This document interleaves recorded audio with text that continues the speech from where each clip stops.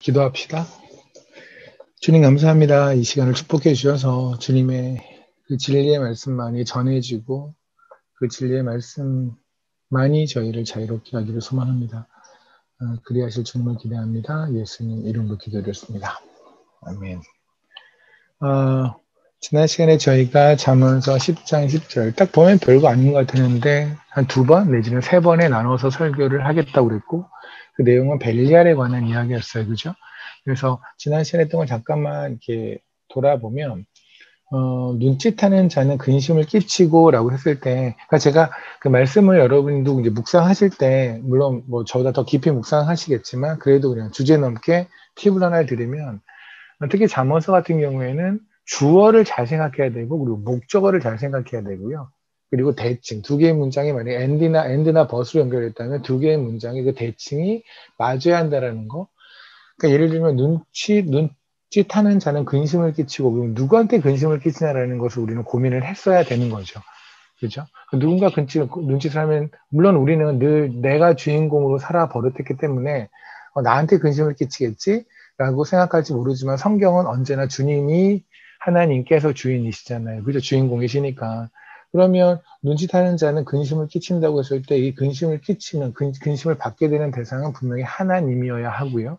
그래서 저희가 지난 시간에 잠언서 6장의 말씀을 보면서 여기서 눈짓하는 자는 어떤 자였냐면 불량하고 악한 자는 12절에 불량하고 악한 자는 구부러진 말을 하고 다니며 눈짓을 하며 발로 뜻을 보이며 손가락질을 하며 이때 불량한 자와 악한 자가 하는 행동 중에서 눈짓하는 게 있다고 그랬죠. 이때 불량한 자, 악한 자 했을 때 이때 불량한 자를 성경에서는 벨리알이라고 말한다라고 말씀을 드렸고요. 이번에 그 블로그 댓글에 영희 자매님께서 이제 정말 킹제임스 버전에 찾아봤더니 벨리알들이 막 여기저기 벨리알이라는 단어가 있더라고요. 라고 하는 댓글을 썼는데 여러분도 한번 저는 제가 생각하기에 여러분 한번 다 찾아보셨을 것 같아요. 그죠? 그래서 아마 정말 놀라셨을 수 있을 것 같아요. 이 단어가 여기 이렇게 벨리알이 있었는데 왜 우리는 성경에는 이 벨리알이 사라졌을까? 뭐 잘은 모르겠지만 어쨌든 있어야 되는 단어는 있는 것이 맞다라고 말씀을 드렸고요. 그럼 벨리알이라는 것은 과연 무엇인가? 그냥 벨리알 그걸 이제 성경에서는 그냥 worthless 어떤 가치가 없는 또는 useless 쓸모가 없는 소용없는 이렇게 해석을 해놓았고 영어로는 그리고 이걸 한국말로 하면 불량배라고 해석을 했다고 그랬잖아요. 그죠? 불량배. 그래서 여러분들도 이제 그 불량배라는 단어가 들어간 오늘도 하겠지만 이제 세바라고 하는 사람이 등장을 하는데 세바가 불량배다 이랬을 때 어떤 이제 그거에 관한 주석이라든가 어떤 설교를 보면 세바라는 사람은 얼마나 나쁜 놈이었냐면 성경에서 불량배라고 이렇게 표현을 했습니다. 뭐 이런 설교를 제가 봤거든요. 그래서 좀 그건 아닌 것 같다라는 생각이 들었고요. 어쨌든 여기서 성경에서 불량배라고 구약에서 나오는 단어는 대부분 다 벨리알이라는 단어를 그냥 번역하는 과정에서 그렇게 썼는데 저는 그냥 그것은 그대로 썼으면 좋겠다는 생각이 들어요. 물론 이제 번역하시는 분이 뭐 귀신을 씌워서 뭐 했다 그런 게 아니라 아마 이제 벨리알 단어를 없애신 분들 입장에서는 벨리알이 어차피 그렇게 뭐 그런 인간들일 테니까 그냥 그걸 이렇게 좀 표현하면 낫지 않을까? 굳이 벨리알, 너도 모르고 나도 모르는 단어를 쓰는 것보다는 너도 알고 나도 아는 그런 단어를 쓰면 서로 도움이 되지 않을까라는 어떤 뭐 그냥 선한 마음으로 그렇게 하셨다고 생각되는데 근데 간혹 우리가 성경에서 그런 것 같아요. 성경에 있는 많은 것들은 우리가 모르는 게 너무 많죠. 그죠? 모르는 건 모르는 대로 내버려 두는 게 우리가 할 일이에요. 모르는 걸 갖고 아는 척을 하거나 모르는 거를 투머치로 사람들한테 나도 이해를 못하는 거를 투머치로 사람들한테 이해시키려고 한다면 그때부터 나타나는 게 2단, 3단이 등장을 하죠. 그리고 성경을 굉장히 싸게 만들어 버리죠. 그죠? 그러니까 왜 우리가 그러잖아요. 삼위일체 같은 거. 그죠? 삼위일체 같은 걸 우리는 죽었다 깨도 이해할 수 없어요. 이건 믿음으로 그냥 취하는 것이지 이건 설명해서 될 일이 아닌데 삼위일체를 설명하다 보니 어떤 게 보냐면 양태론 같은 게 등장을 해요. 양태론. 뭐 모르시면 하지 말까요? 그래도 어디서 들을 수 있으니까 그냥 합시다. 양태론이 뭐냐면 예전에 다락방이라고 혹시 들어본 적 있나요? 이단이 지금 뭐 그게 정통 교단에 들어왔다는 얘기를 하는데 뭐 제 생각엔 여전히 이단이죠. 뭐 그런 데가 있어요. 그런 쪽에서 말하는 게 뭐냐면 예수님께서 그러니까 하나님이 하늘에서 된 아버지가 됐다가 땅에 내려올 땐 예수가 되고 그리고 다시 또 몸을 변해서 성령으로 오셨다. 그러니까 한 분이 몸을 계속 변화시키고 있는 것을 삼위일체라고 말을 하는 거다라고 하는 거죠. 그러니까 일종의 어떤 거냐면 최은호 집사님은 교회에서는 집사님이세요. 그러나 직장에서는 군무관으로 일하고 계시고요. 집에서는 아버지가 되고 누군가한테 남편이 되겠죠. 그러니까 한 사람인데 여러 가지의 이름을 가지고 있잖아요. 이런 것처럼 하나님이 한 분인데 그분이 이름을 여러 개 가지고 있는 거다. 뭐야, 몸을 변화시키다. 변신 로봇처럼 하는 거다. 그렇게 해버리면 뭐가 문제가 되냐면 하나님 세 분이라고 하는 것. 다시 말하면 하나님 한 번에 딱 등장하는 장면이 있죠. 언제냐면 예수님께서 세례를 받으실 때, 요한한테 세례를 받으실 때, 위에서 하나님의, 아버지의 목소리가 들리고 성령님이 마치 비둘기처럼 내려오시고, 그리고 예수님이 있었으니까 한 장면 안에 세 분의 하나님이 등장을 하는 거잖아요. 이걸 설명할 수가 없죠. 한 존재가 계속 변신 로봇을 한다면, 그러면 내가 만약에 빨간 로봇이 되면은 나는 파란 로봇이 될 수 없는 거죠. 한 장면에 파란 거, 빨간 거, 노란 거, 이 세 개의 로봇이 등장할 수 없잖아요. 그죠? 그래서 양태론이라는 거는 근본적으로 성경에서 나오는 모습들을 굉장히 부인하고요. 그리고 창세기에서 나오잖아요. 우리가라는 표현을 하거든요. 우리가 내려가서 할 때 우리라고 성경에서 말씀을 하셔서 분명히 하나님은 세 분의 하나님이라는 것을 말씀을 하고 계시는데 한 분의 하나님이 몸을 변화시킨다? 그런데 이렇게 말을 하면 사람들이 이해하기는 편한단 말이에요. 그죠? 제가 아까 지금 최은호 이사님에서 예를 들었던 것처럼 한 사람이 여러 이름들을 가지고 있다. 동네 그 상황에 따라서 그럼 이해하기가 편하잖아요. 그죠? 그 사람이 이해하기 편하게 삼위일체를 설명해버리면 이단이 된다고요. 그러니까 믿음은 믿음으로 취할 것은 믿음으로 취해야지 모든 걸 다 설명하려고 했으면 물론 설명을 애를 써야 되죠. 그러나 그것이 우리 수준에서 도저히 설명을 안 되는 것까지도 설명하려고 애쓰다 보면 너무나 이제 과해지는 경향이 있는 것 같아요. 벨리알도 그런 게 아닌가 싶어요. 그러니까 너도 모르고 나도 모르는 벨리알이라는 존재를 그냥 이렇게 하지 말고 불량배, 나쁜 놈. 뭐 보니까 대강 벨리알이라는 단어가 들어가는 데가 다 나쁜 놈들이잖아요. 그죠? 나쁜 일 한 사람들. 뭔가 하나님 속썩인 애들. 뭐 이런 식의 때 벨리알이라는 말을 썼으니까 그냥 불량배라고 하자. 영어로는 useless man이라고 하자. 그냥 그러면 되지 않냐? 라고 우리끼리 딱 한 건데 그랬다면 하나님은 처음부터 왜 그렇게 안 쓰시고 벨리알을 썼을까? 그랬다면 너도 모르고 나도 모르는 그냥 벨리알이라는 단어를 놔뒀으면 더 낫지 않았을까? 라는 생각이 들어요. 어쨌든 벨리알의 말이 딱 한 번 등장한다고 말씀을 드렸고 우리가 고린도 후서 6장에서 그리스도와 벨리알이 어떻게 함께 가겠느냐라는 말씀을 하셨죠. 그때 있었던 게 믿는 자와 믿지 않는 자 그리고 빛과 어둠, 의와 불법 이것들은 함께 갈 수 없다라고 했고요. 함께 멍에를 맬 수 없다라고 했고요. 그죠? 근데 이 이야기를 읽는 사람들은 고린도 교회의 사람들이라고 했고요. 편지의 특징은 너도 알고 나도 아는 소재나 너도 알고 나도 아는 인물을 가지고 얘기를 해야 되는 게 편지가 되겠죠. 그죠? 여러분이 카톡을 보낼 때도 마찬가지잖아요. 누군가한테 카톡을 보낸다면 그도 알고 나도 아는 사람에 관한 이야기를 해야 되죠. 그렇다면 고린도 교회는 분명히 당시에 벨리알이라는 존재를 알았는데 이 벨리알이라는 존재는 어느 정도 사이즈였냐면 마치 그리스도와 대적하는 것만큼의 그런 사이즈의 인물이었다는 걸 미루어 짐작할 수 있겠죠. 그죠? 빛과 어둠 딱 그렇잖아요. 1대1 대응이 되잖아요. 의와 불법 1대1 대응이 되죠. 믿는 자 믿지 않는 자 1대1 대응이 되죠. 그렇다면 그리스도와 벨리알 물론 뭐 모든 만물을 만드신 그 전지전능하신 하나님이신 그리스도와 세상에 비교될 건 없겠죠. 하지만 우리 수준에서 본다면 우리는 여전히 사단이라는 존재가 우리에게는 워낙 큰 존재이기 때문에 그리스도와 벨리알이라는 거를 1대1 대응될 만큼 우리가 그만큼 사단에 굴복하고 살잖아요. 그죠? 실질적으로는 말도 안 되는 얘기지만 고로 사람들은 분명히 벨리알의 말을 딱 보자마자 아하 그렇구나. 교회 안에 벨리알의 세력이 있구나. 라는 걸 분명히 깨달았을 것이고 그 교회 안에 있는 벨리알 세력들은 무엇이냐면 분명히 믿는 자들, 믿는 척하는 자들, 너도 알고 나도 아는 그의 이름은 목사일 수도 있고 선교사일 수도 있고 집사나 장로, 권사 다 교회 직분을 차지하고 있는 사람일 수도 있겠고요. 그런 사람들인데 그들은 하나님 눈에는 믿지 않는 자라는 거죠. 이해되십니까? 지금 순서가 그렇잖아요. 불법에 속하고 어둠에 속하고 믿지 않는 자에 속하는 것이 벨리알이라고 한다면 이 벨리알에 속한 사람들은 뭐냐면 하나님 입장에서 안 믿는 사람들이에요. 그들이 교회에 어떤 직분을 가지고 있고 교회에서 얼만큼의 짬밥이 되는 건 상관없이 그냥 그들은 안 믿는 자들이에요. 그렇다면 그 안 믿는 자들이 우리도 지금 솔직히 궁금하잖아요. 나도 교회 되게 오래 있었는데 근데 나도 하나님 보시기에 믿지 않는 자고 뭐 어둠이고 뭐 이러면 어떻게 하지? 그렇다면 벨리알이 가지고 있는 벨리알에 속해 있는 그러니까 교회에 있는데 벨리알이라는 어둠이나 불법에 속해 있는 자의 증상을 알면 우리는 도움이 되겠죠. 그렇잖아요. 그럼 빨리 나는 그쪽에서 벗어나야 되니까. 그러기 위해서 우리는 지금 이제 벨리알에서 나누는 건데, 이런 벨리알 같은 설교를 하다 보면 사람들이 뭔가 딴 나라, 먼 나라 얘기 갖고, 이런 걸 갖고 이단 시비 건 사람들 분명히 있거든요. 왜냐면 본인들이 잘 안 하는 거니까. 여러분 천사 믿으세요? 믿으면 고개 끄덕끄덕. 아니면 고개 이렇게 하세요. 천사가 있음을 믿으세요? 희한하게요. 크리스찬들이 천사를 되게 안 믿어요. 하나님을 믿고 성경에서 나오는 천사가 되게 많이 등장을 하거든요. 성경에서. 그런데 천사를 안 믿어요, 잘. 그래서 천사 얘기하면 뭔가 이상한 사람으로 취급하거든요. 그러면 마찬가지로 천사를 믿는다면 그러면 사단의 영도 분명히 존재하는 거죠. 그렇잖아요? 그럼 사단의 영을 가지고 얘기를 해야 되는데 그 사단의 영을 성경에서 분명히 벨리알이라고 말을 했다면 벨리알이 얘기하는 건 너무나 당연한 건데 그들이 교회 안에 있다라는 것 때문에 사람들은 뭔가 식겁한 건지 아니면 그것이 마치 기존에 있는 교회를 박살내기 위한 어떤 신천지 같은 모습으로 보여서 그러는 건지 이런 얘기는 뭔가 이렇게 막 거부 반응을 일으키는 분들이 있는데 뭐 제 말이 틀리다면 거부 반응을 일으켜도 괜찮은데요.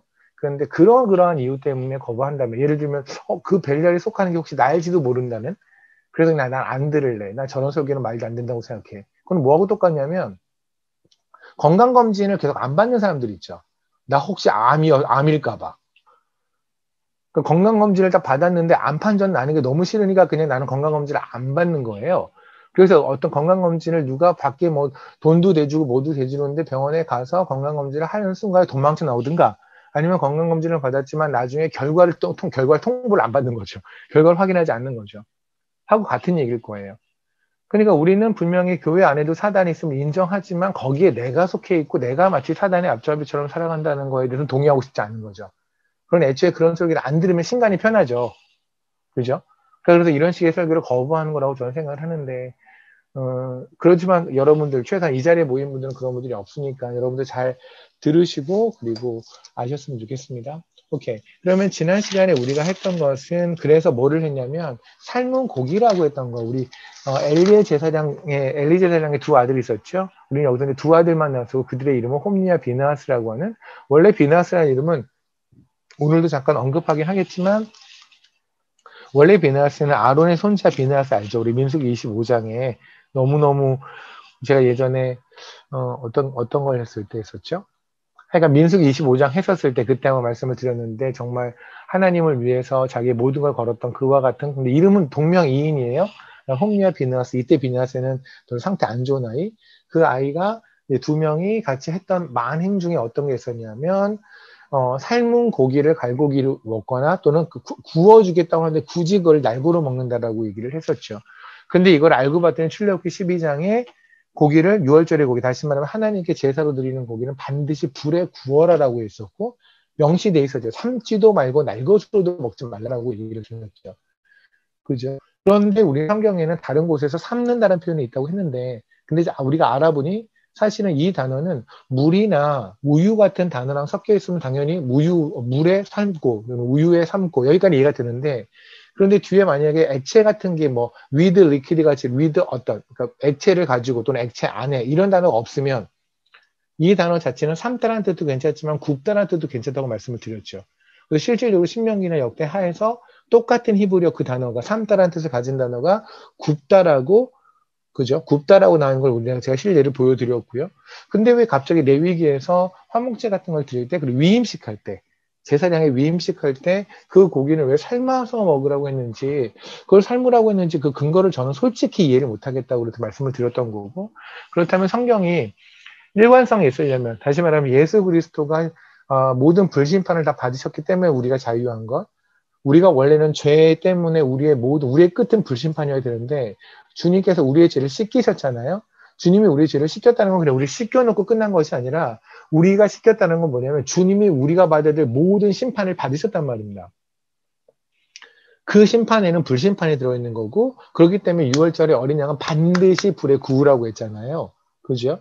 그렇다면 다른 제물들도 반드시 구워야 왜냐하면 모든 제물은 예수 그리스도를 말을 하니까 그죠? 그런데 그때 그 엘리의 제사장들을 벨리알이라고 말했는데 그 벨리 아들들은 어떤 거를 했냐면 굳이 그를 그냥 당시에는 이미 고기를 삶아 먹었다는 말이죠. 사람들끼리. 그랬으면 만약에 어떤 분이 교회 와서 목탁을 두드리겠다.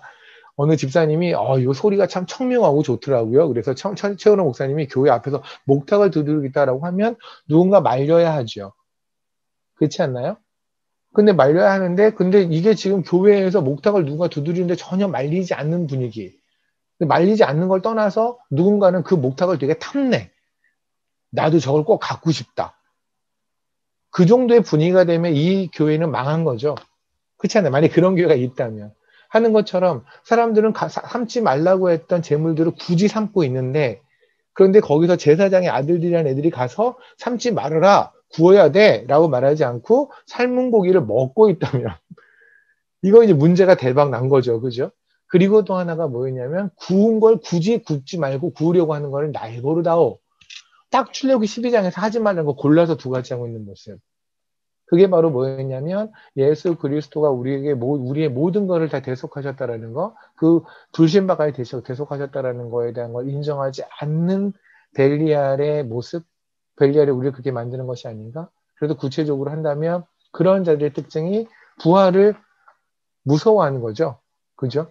우리는 다 부활해요. 다 부활해요. 우리는 믿는 사람, 믿지 않는 사람 다 부활해요. 그래서 다 부활해서 누구는 염소돼서 주님 왼쪽에 서는 거고 누구는 양되어서 주님 오른쪽에 서서 영생과 영벌로 가는 거거든요. 그죠? 근데 부활이 두려운 이유는 뭘까요? 염소일까봐, 주님 왼쪽에 쓸까봐, 내가 주님이 내리는 모든 심판을 받을까봐, 그게 부활이 두려운 이유 아니겠습니까? 그거 외에 만약에 제가 저번 시간에 말했던 것처럼 우리가 부활을 해서 영생을 간다는 확실히 100% 확신만 있다면 그렇다면 못 갈 일이 없잖아요. 그죠? 우리가 왜 뭐 어제도 이제 세라 잘 도착했습니다. 케냐에. 세라가 케냐를 갔는데 우리 염려된 게 뭐예요? 뭐 가다가 우리 그렇죠. 트랜스퍼 할 때 이럴 때 아니 비행기 안에서도 요새 뭐 영국산 무슨 변이가 있다느니 뭐 이런 데는데 위험하지 않을까? 또 아프리카인데 더 위험하지 않을까? 이런 마음 있잖아요. 그죠? 사실 솔직히 지금 현재 꼭 뭐 여러분이라고 하는 거 아니고 어쨌든 우리가 어느 걸음 같은 걸 할 때 지금 한국에서도 어디를 갈 때 코로나를 걸리지 않는다는 100% 확신이 있다면 그냥 좀 자유롭게 갈 것 같지 않아요? 근데 100% 확신이 없으니까 주저되는 거잖아요. 그죠? 그러니까 우리가 100% 나는 하나님의 진노를 받지 않고 영생으로 간다라고 한다면 우리는 부활을 너무 기다려야 돼요. 우리 죽는 걸 너무 기다려야 돼요. 앞뒤에 눈 떴더니 살아있는 게 너무 막 벽을 쳐야 돼요. 오늘도 또 살았어. 씨. 빨리 죽어야 되는데 이런 생각이 들어야 된단 말입니다. 정상적으로 하면. 근데 우리가 그러지 않고 계속해서 죽음을 두려워하는 이유 중에 하나는 뭐냐면 어쨌든 우리는 믿음이라는 것은 눈으로 보는 보증서가 있는 건 아니잖아요. 그죠? 우리가 왜 보험 증서할 때는 보험은 뭐냐면 인슈런스거든요. 근데 성경에서 말하는 우리에게 확신 어슈런스거든요. 그러니까 인슈런스 서티피케이트 없어요. 눈에 딱 보이는 뭐 부활증, 영생증 이런 게 없어요, 우리는. 하기 때문에 우리는 구원을 받았다고 하지만 그럼에도 불안한 거죠. 근데 그걸 더욱더 불안하게 만들어서 계속 이 땅에만 초점을 맞추게. 어차피 죽고 나면 뭐 없으니까. 하게 만드는 게 바로 벨리알이 지금 이야기, 그래서 고기를 삶아 먹게 하고 날고를 먹게 하는 이야기라고 저번 시간에 말을 드렸습니다. 제가 얘기를 이렇게 지난번에 했던 걸 이렇게 길게 복습을 하냐면, 좀 어려운 얘기였을 수도 있을 것 같다는 생각이 들었어요. 지난 시간에 했던 게. 그죠? 그래서 아마 오늘 얘기 들으면 다시 한번 좀 정리가 된 분들 있지 않을까 싶어요. 오늘의 이야기도 잘 듣지 않으면 좀 어려워요. 잘 들어야 돼요. 되게 잘 들어야 돼요, 이거. 지금 우리는 이제 두 번째 벨리알의 이야기를 할 텐데, 제 생각에는 벨리알을 한 번 정도는 더 해야 될 것 같아요. 두 번에 끝내는 거는 제 능력으로 안 되는 것 같습니다. 벨리알이 어디 등장하냐면, 사사기에 등장을 해요.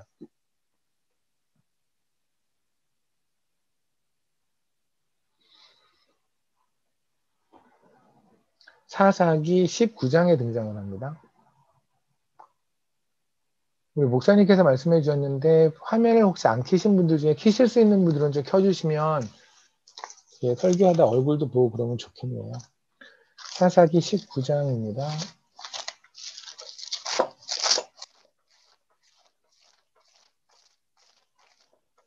사사기 19장에를 보면 참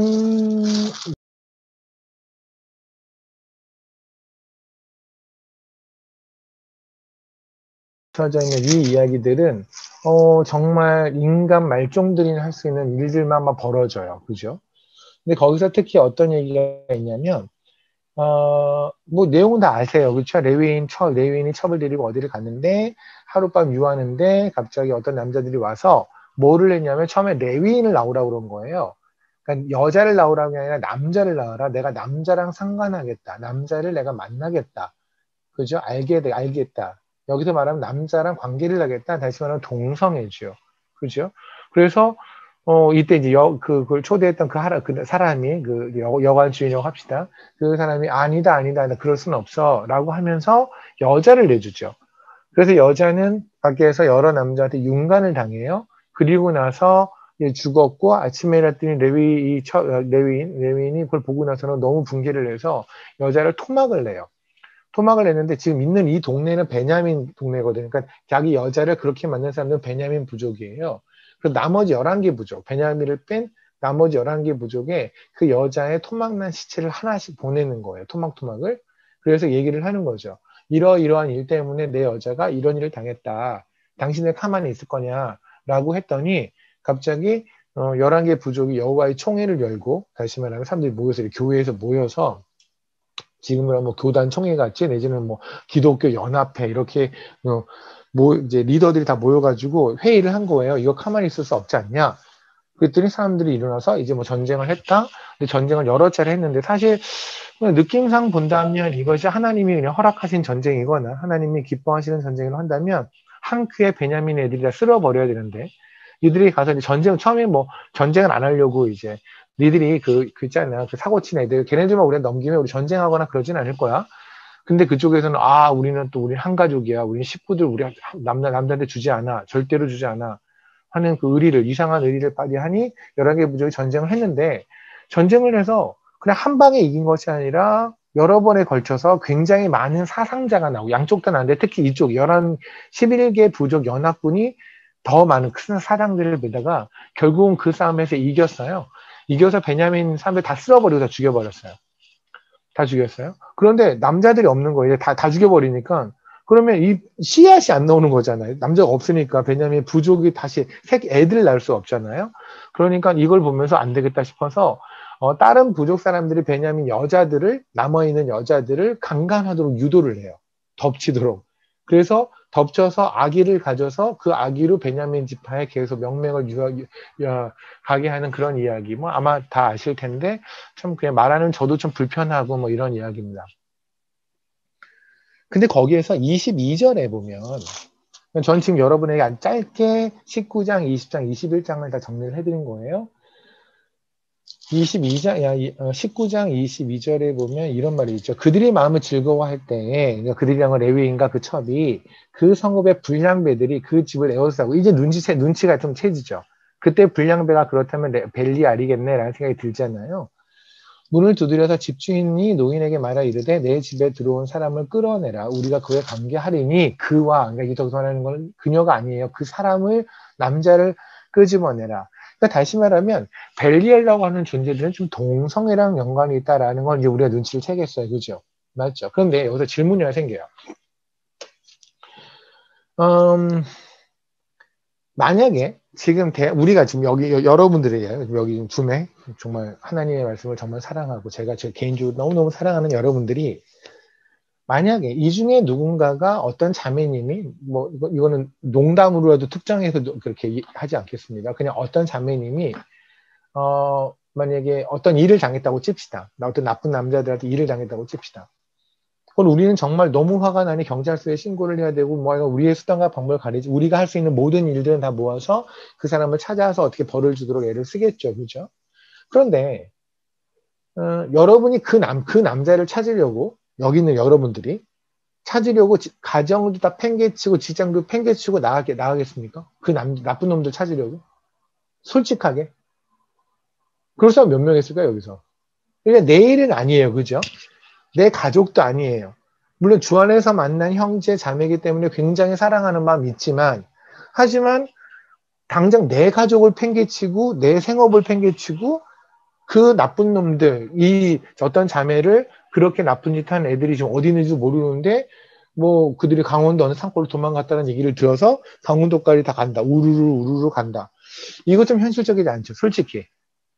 그죠? 그러니까 분명히 우리는 우리가 있는 선에서 여러 가지 노력을 할 거고 기도도 하고 하겠지만 내 생업을 팽개치고 갈 정도는 아니라는 건 여러분 인정해요. 근데 이 불량배들이 어떤 놈들이냐면 얘기를 듣자니까 살인 전과가 있대요. 그 얘기는 여러분이 그들을 만났을 때 만약에 강원도에 갔는데 그들을 만났으면 그들이 여러분을 죽일 수도 있는 거예요. 그럼 이거는 진짜 주안에서 만난 어느 자매가 정말 나쁜 일을, 몹쓸 일을 당했는데 그 자매를 위해서, 근데 그 자매를 뭐 오프라인에서 만난 경우도 거의 없고, 온라인에서 얼굴형도 봤고요. 그죠? 그리고 뭐 이름 정도는 알지만 특별하게 아는 건 없는데, 약간 그렇지만 주안에서 만났기 때문에 너무 소중한 사람이에요.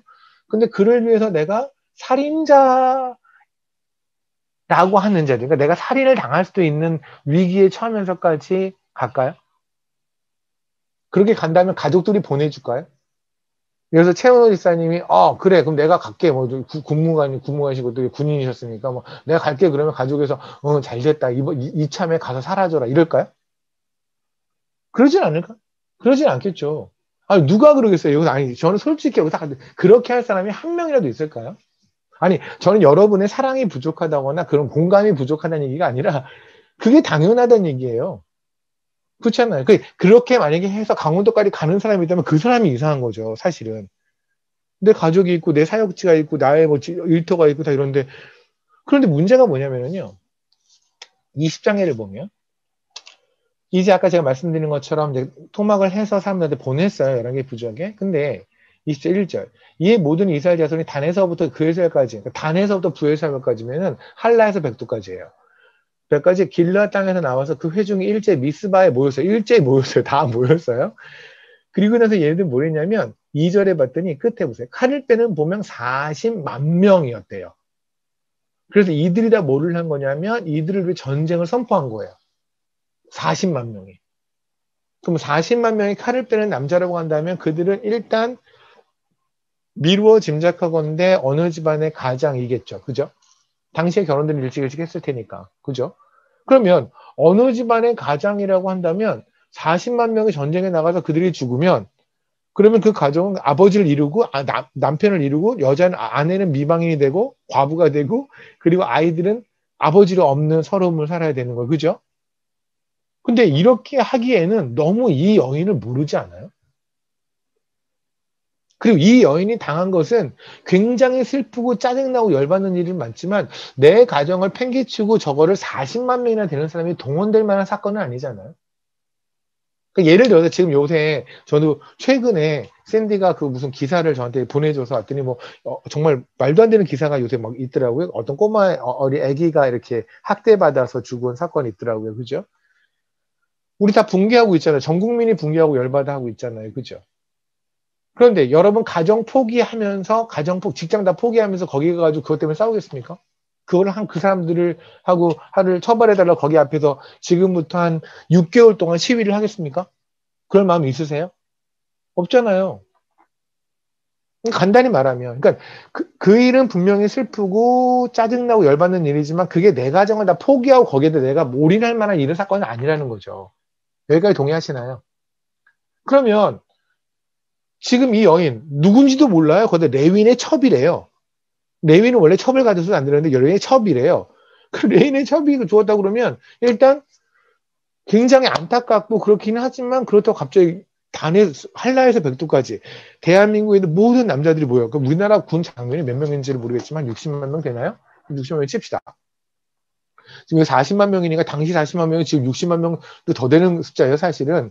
60만 군인들이 다 모여서요. 그 여인 하나 때문에 그 여인을 친 애들하고 전쟁을 하겠다는 거예요, 지금. 명분이 너무 안 세지 않아요? 맞죠? 명분이 없어요. 그러니까 여러분이 만약에 그 군인의 엄마라면 그 군인의 아내라면 여러분 탄원할걸요? 청와대 요새 뭐 게시판에 뭐 쓰는 거 있다며요? 할걸요? 이게 내 아들이 죽어가면서 목숨을 걸고 해야 될 전쟁 정도의 사이즈는 아니지 않아요? 이게 뭔 나라를 구하는 거라고. 이해되시죠?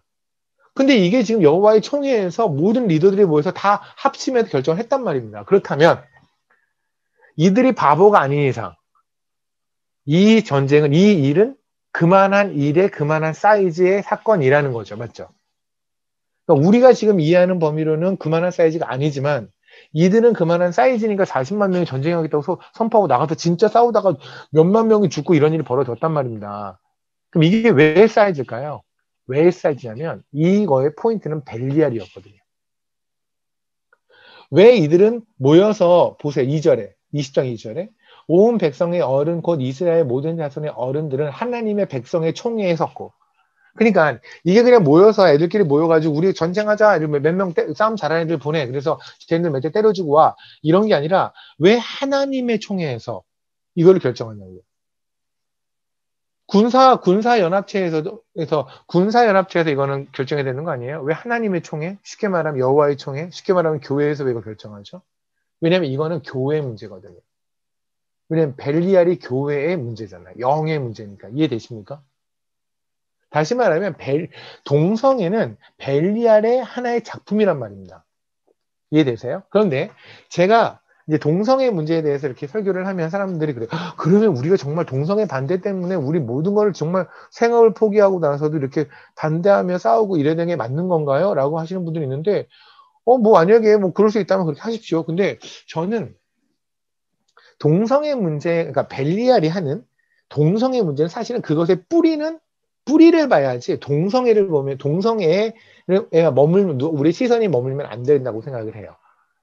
예를 들면 여러분이 어떤 방을 청소할 때 맞아요. 어디선가 제가 요번에 그 이제 원래 역삼에 있다가 이제 너무 높고 막 그러니까 그 라이프 미션 교회에서 이제 목사님께서 아시는 분이 이쪽에 충남동 쪽에 오피스텔이 하나가 어떻게 지금 안 쓰는 데가 있는데 좀 옮기실래요? 그래서 옮겼거든요.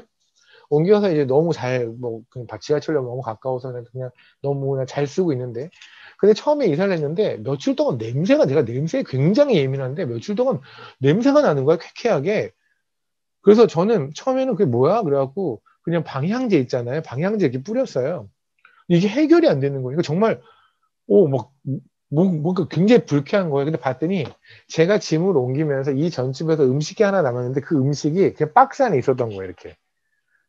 이게 며칠 동안 있으니까 얘가 이제 부패를 했겠죠. 부패를 하니 이제 뭐 자세한 설명을 안 드리겠습니다. 부패를 했죠. 얘가 냄새가 나는 거죠. 그 어디가 그거를 치워서 박스째 버렸어요. 그냥 뭐 씻을 수가 없더라고요. 버렸더니 이제 다 해결이 됐어요. 근데 제가 박스를 버리는 건 너무나 당연한 거 아닐까요? 왜? 그게 없어져야 되니까. 맞죠? 근데 저는 냄새만 신경 쓴단 말입니다. 그러니까 동성애는 사실은 벨리알이 일으키는 어떤 문제의 하나의 냄새예요. 하나의 열매예요. 그러니까 이것만 자꾸 물고 뜯고 있으면 우리는 벨리알이 하는 역할을 진짜 그 역할을 보지 못해요. 물론 동성애는 이거예요. 이 뿌리에서 나온 거기 때문에 이 동성애는 분명히 벨리알의 작품이고 우리가 정말 기도하며 우리의 삶으로 보여주며 해서 우리는 싸워야 되는 문제가 맞아요. 하지만 벨리알만 물고 뜯고 하는 문제는 아니라고요. 그러니까 동성애만 물고 뜯고 하는 문제가 아니라고요. 사실 그것의 뿌리는 다른 데 있단 말입니다. 이해 되십니까? 그러니까 이게 단순히 동성애 문제다. 그렇기 때문에 40만 명이 모였다. 그건 아니라고요. 동성애라는 걸 일으킨 벨리알이 관여된 문제이기 때문에 40만 명이 모였다고요. 왜? 이거는 하나님과 사단의 전쟁이거든요. 그러니 여호와의 총회에서 하나님의 총회에서 결정 땅땅땅 내려서 우리 다 같이 싸우자라고 한다면 싸워야 되는 문제죠. 이해되십니까? 오케이. 그러면 벨리알이 일으켰던 동성애는 과연 어떤 것일까? 그러니까 제가 그래요. 사실 지금도 이제 많은 기독교인들이 뭐 예전에 어느 교회 어느 목사님께서 지금 이제 뭐 이쪽에서 되게 유명하신 어느 목사님께서 방송에 나와서 동성애를 그냥 나 이건 절대 안 된다. 하나님 기뻐하지 않는 것이다. 딱 이랬더니 뭐 기독교인들이 우와 정말 대단한 목사님이시다. 저렇게 공개적으로 저렇게 말씀하시니 얼마나 뭐 멋져. 라고 얘기했다는데 그게 뭐가 참 얼마나 우리가 인생을 그리스도인으로 이렇게 인생을 허당으로 살면 당연한 얘기를 하는데 그렇게 환호를 받아야 될까요? 그것도 일단 문제고 또 하나는 이제 그러다 보니 마치 동성애를 반대를 하면 그러면 어떤 기독교인의 표상처럼 그죠? 그러니까 동성애를 찬성한다 반대한다가 마치 기독교인이냐 아니냐 특히 미국 같은 경우는 동성애가 워낙 펴졌기 때문에 동성애를 반대한다는 건 작은 문제는 아니거든요. 그건 거의 교회 자체의 어떤 교회 존립 문제와 관계가 있을 정도의 얘기니까 그렇기 때문에 거기에서 동성애를 반대한다? 이 말은 정말 이건 나는 크리스찬인 거를 대외에 알리는 문제라고 하는데 그게 다일까요? 정말 그럴까요? 그게 그 정도일까요? 아니거든요. 동성애는 사실은 어떤 거냐면 사단이 우리에게 하나 던져준 먹이에요. 물론 그걸 없애야 돼요. 그죠? 그건 없애야 돼요. 하지만 동성애에서 끝나면 안 된다니까요. 다시 말하면 나는 동성애를 절대 반대. 그렇기 때문에 나는 크리스찬이야. 생각하지 마시라고요. 왜냐하면 스님 중에서 동성애 반대하는 사람 무지하게 많거든요. 그러니까 동성애가 동성애를 반대한다 안 반대한다가 내가 크리스찬이다 아니다. 나는 믿음이 있다 없다. 믿음이 깊다 안 깊다. 이것을 판단하는 기준이 될 수는 없다고요. 작은 기준일 수 있어요. 아주 작은 티끌만한 기준, 좁쌀만한 기준이 될 수는 있으나 그것은 어떠한 큰 기준이 되지는 못해요.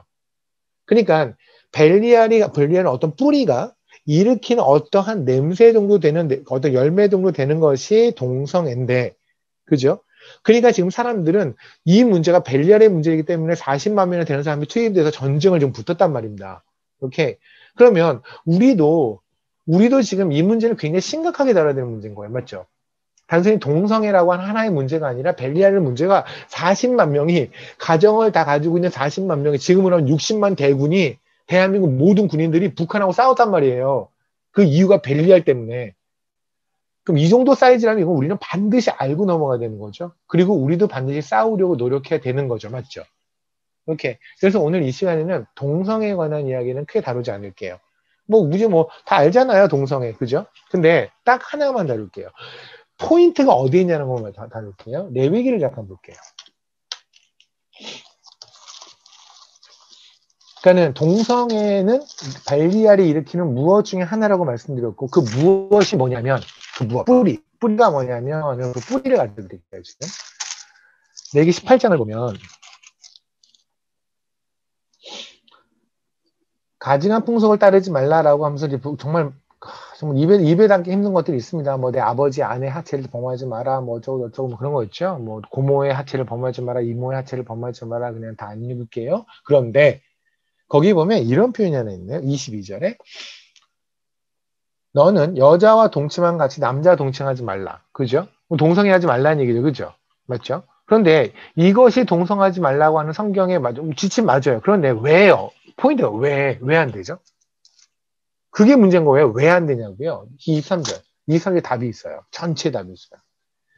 너는 짐승과 우리 수간이라고 그러죠. 짐승과 교합하여 자기를 더럽히지 말래요. 여자는 짐승 앞에 서서 그것과 교접하지 말래요. 이는 문란한 일이다. 이 해석이 잘못됐어요. 문란하죠. 근데 세상에 우리가 문란이라는 말을 쓸 때는 사실은 수간까지 가지 않더라도 문란이라는 말 많이 쓰지 않나요? 그죠? 문란이라는 말 막 쓰잖아요. 그냥 이 여자 저 여자 만나고 이런 것도 문란이라고 하지 않나요? 이 남자 저 남자 만나는 것도 문란이라고 하지 않나요? 근데 굳이 이렇게 짐승 교합 수간이라고 하는 것까지 가서 문란이라는 말을 쓰기에는 이미 문란이라는 말을 우리 너무나 자주 써왔는데요. 맞죠? 근데 그때 문란한이라는 걸 히브리어 찾으면 뭐가 있냐면 테벨이라는 말이에요. 테벨. 이게 여러분 킹제임스 버전 있으면 혹시 찾아보세요. 킹제임스 버전을 보면 거기에 뭐라고 되냐면 너는 짐승과 교합하여 자기를 더럽히지 말며 여자는 짐승과 서서 그것과 교합하지 말라. 이는 혼돈이니라 라고 돼 있을 거예요. 킹제임스 버전 있으신 분들은 찾아보면 혼돈이니라 라고 돼 있어요. 테벨이란 말이 혼돈이라는 뜻이거든요. 오케이. 혼돈이라는 거야. 혼돈이 뭐예요? 질서가 없다는 거죠. 질서가 무너진 거죠. 이해되세요? 오케이. 그러니까 하나만 더 보여드릴게요. 20장. 20장.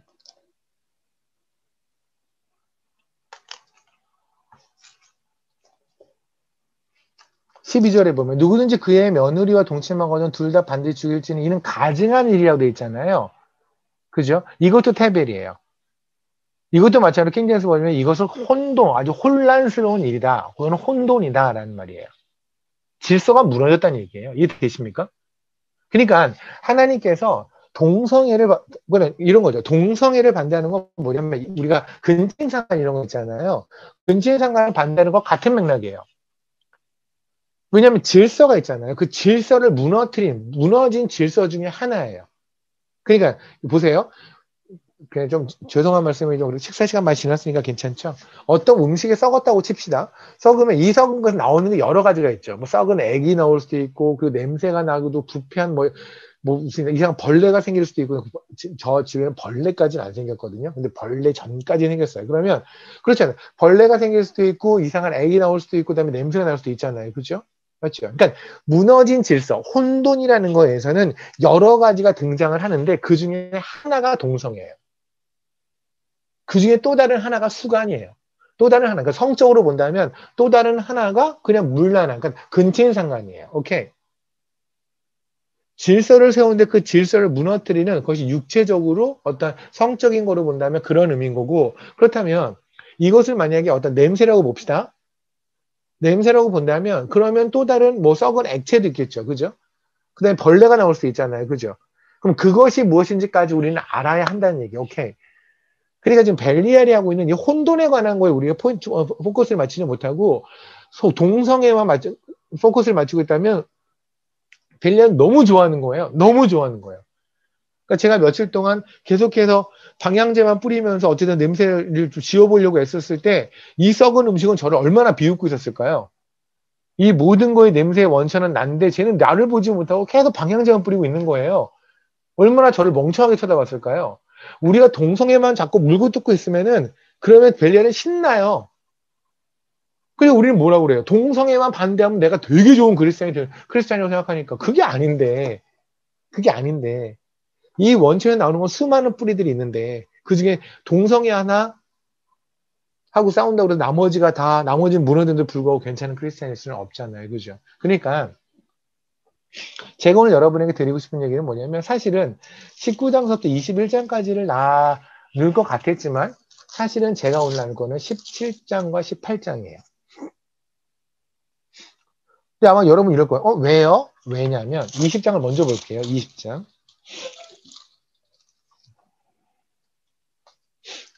예전에 그 영희자매님께서 신앙과 교리란 있잖아요. 블로그에 거기에 물어보셨어요. 이게 연대가 좀 이상해요. 라고 물어봤는데 성경을 자세히 읽어보신 분들은 이게 연대가 이상한 걸 알아요. 근데 성경을 자세히 안 읽으면 하나도 안 이상해요. 그러면 신간이 편해요. 그냥 편해. 마음도 편하고 인생이 편해요. 근데 자세히 보면 뭔가 좀 불편해져요. 그 불편한 것 중에 어떤 게 있냐면 봅시다. 사사기 20장, 제가 왜 16장, 17장, 17장, 18장을 왜 보냐면 그 이유를 말씀드리려고 해요. 사사기 20장 28절을 보면 제가 말이 좀 빠른가요? 좀 천천히 할까요? 끄떡끄떡 아니면 괜찮아요? 괜찮아요? 오케이. 뭐 익숙하죠?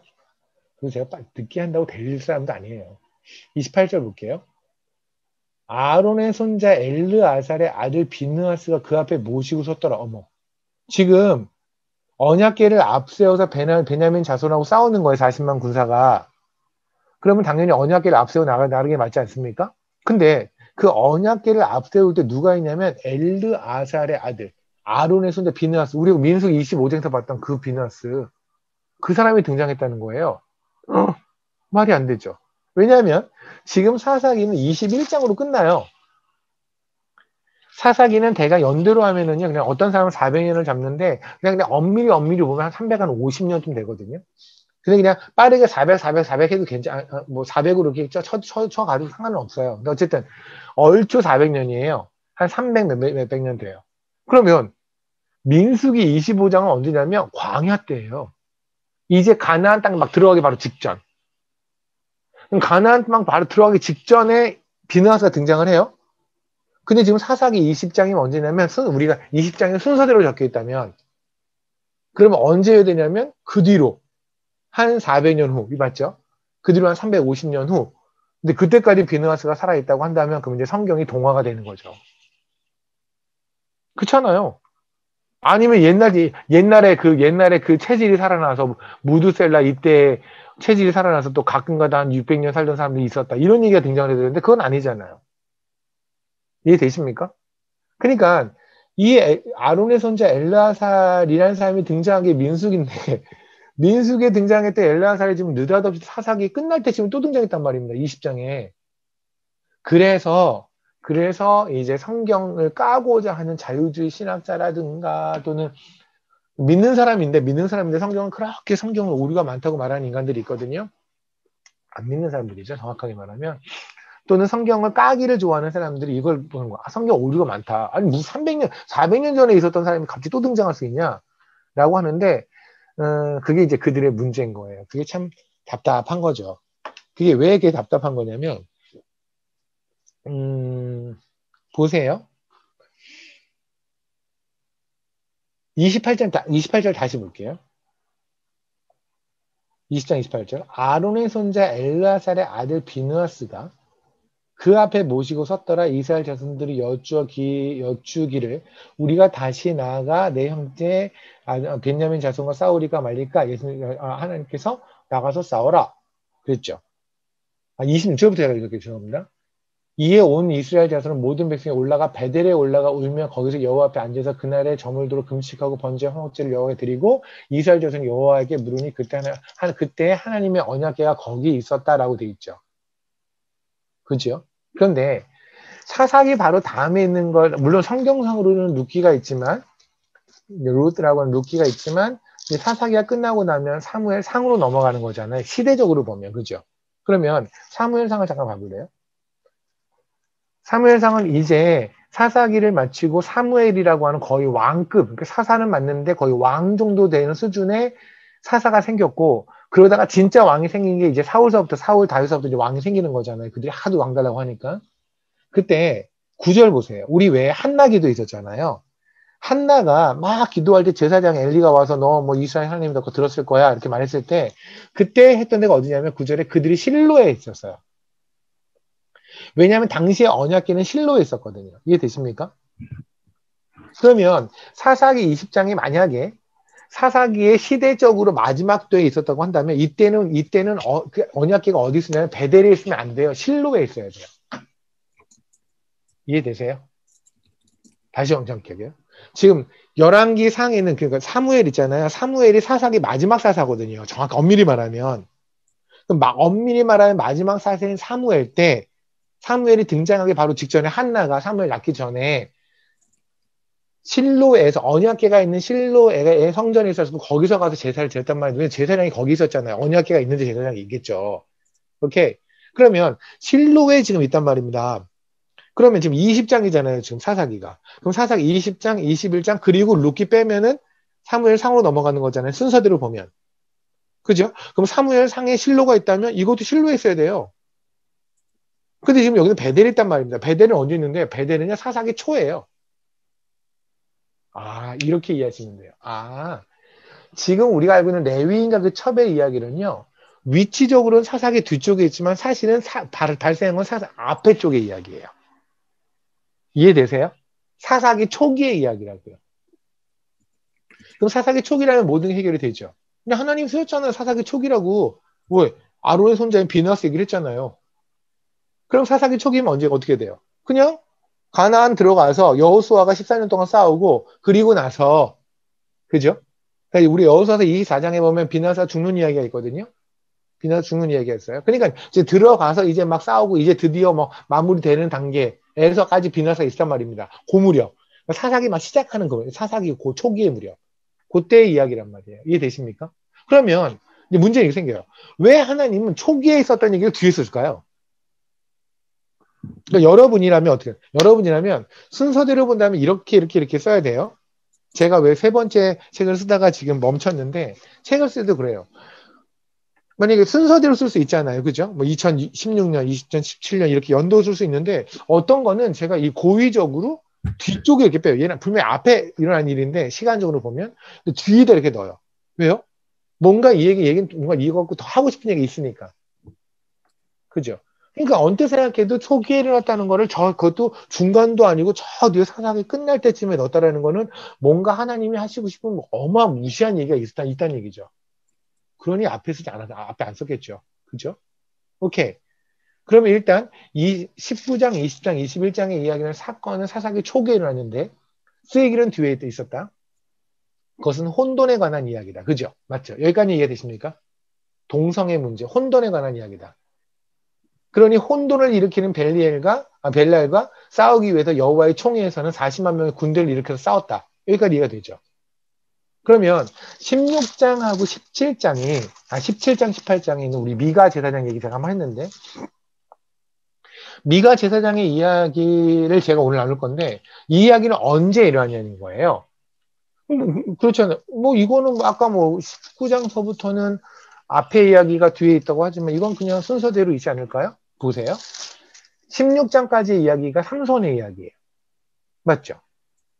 오케이. 삼손의 이야기, 그 다음에 그럼 삼손 죽고, 그 다음에 17장, 18장의 이야기가 있고, 그렇게 사사기는 끝나고, 그 원래 시작선대로 하면 끝나고, 그런데 앞에 있었던 사건을 뒤에다 붙여서 19, 20, 21에 붙였다. 지금 이런 얘기가 될 수 있는 거죠. 가능성은.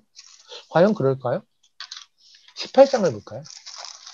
일단 17장과 18장은 한 덩어리 이야기예요. 하나의 스토리예요. 두 개의 스토리가 아니에요. 같은 하나의 스토리예요.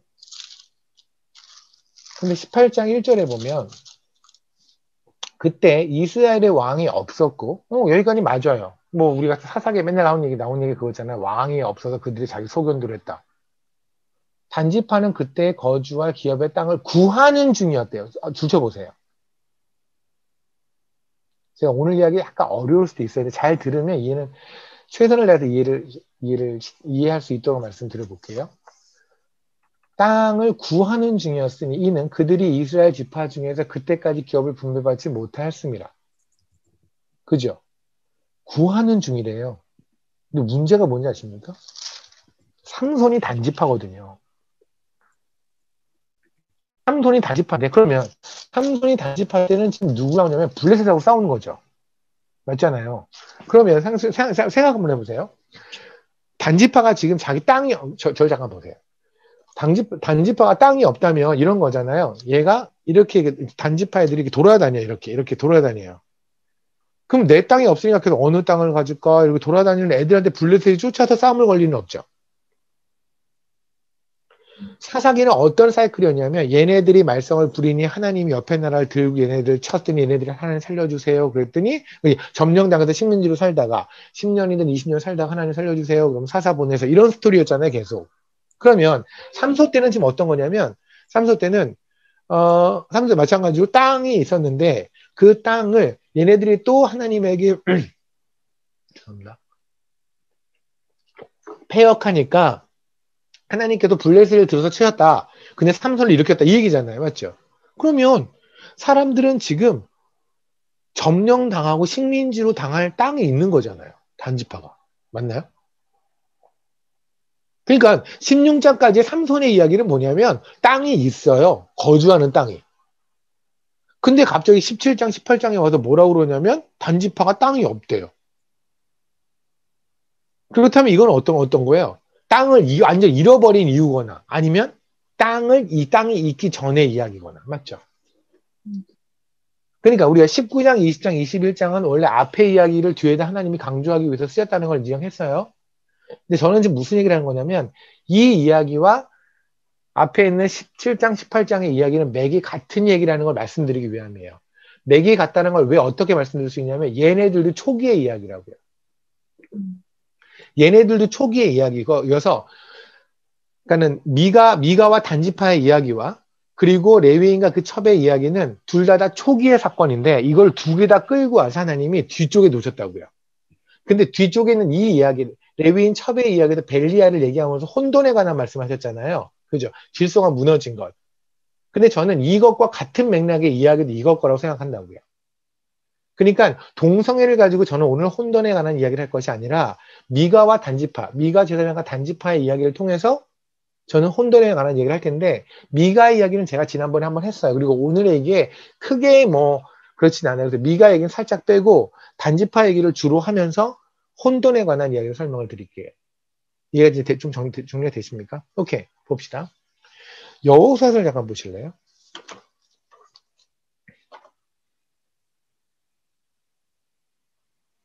19장, 여기서 19장?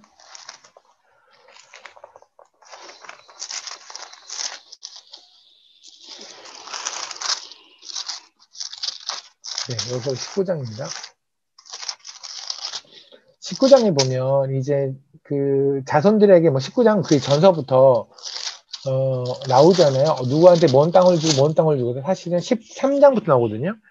13 잠깐 보실래요? 13장.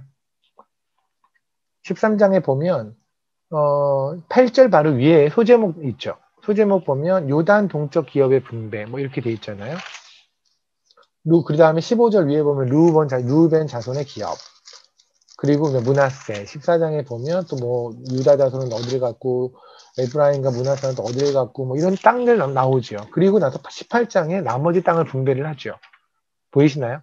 18장 위에 보면 나머지 땅의 분배 이렇게 나올 거예요. 그 다음에 19장에 보면 시므온 자손의 기업이라고 해서 땅을 분배를 하는 거죠. 그러니까 지금 하나님께서 요단강 건너 들어가기 전에 가나안 땅에 들어가기 전에 이미 하나님 분배를 하셨어요. 넌 네가 이거 가져. 뭐 베냐민은 여기를 가져. 에브라임은 여기를 가져. 뭐 루벤은 여기를 가져. 이쪽 동쪽이죠. 이거 동쪽. 루벤은 여기를 가져. 므낫세는 여기를 가져. 단은 여기를 가져. 이런 식으로 하나님 주셨다고요. 땅들을. 그러니까는 참 하나님의 자신감이죠. 이미 가나안에 들어가서 싸움도 하기 전이에요. 가나안에 들어가기도 전이에요. 그 전에 하나님이 이미 자기 자손들한테 네가 네 땅을 갖고 이 땅을 갖고 다 하나님은 주셨단 말입니다. 오케이. 그러면서 그들은 들어가서 이제 전쟁을 했고, 그러니까 그들은 어떤 마음이냐면 확신이 있는 거예요. 내가 죽더라도 이 땅은 어차피 하나님이 가져가는 거예요. 이게 여러분이 선교하는데 기본적으로 우리 확신이에요. 내 때에 그 동네에 누구도 믿지 않더라도 결국 하나님은 그 땅에서 하나님을 선택한 백성을 구하실 거예요. 아멘. 그거 믿고 하는 거예요, 우리는. 그리고 그렇게 하나님이 원하는 백성이 다 구해지면, 다 하나님 앞에 오면 주님은 오실 거예요. 우리가 찬양했던 것처럼 마라나타로 주님이 오실 거예요. 우리보다 더 급하게 오시고 싶은 분이 주님 쪽이에요. 그리고 우리를 더 사용하시고 하나님이 정말 강권으로 더욱더 일으키셔서 하나님의 품속으로 넣으실 거예요. 그러니까 땅이잖아요. 그죠? 땅을 이거 다 내가 줄게. 이건 네가 가져, A가 가져, 이건 B가 가져. 이렇게 했어요. 오케이, 들어가서 전쟁하면 돼요. 죽어도 돼요. 살아도 돼요. 그죠? 그냥 뭐 열심히 싸우면 돼요. 그런데 그때 19장에 뭐가 있냐면 이런 얘기가 있네요. 여호수아 19장에 보면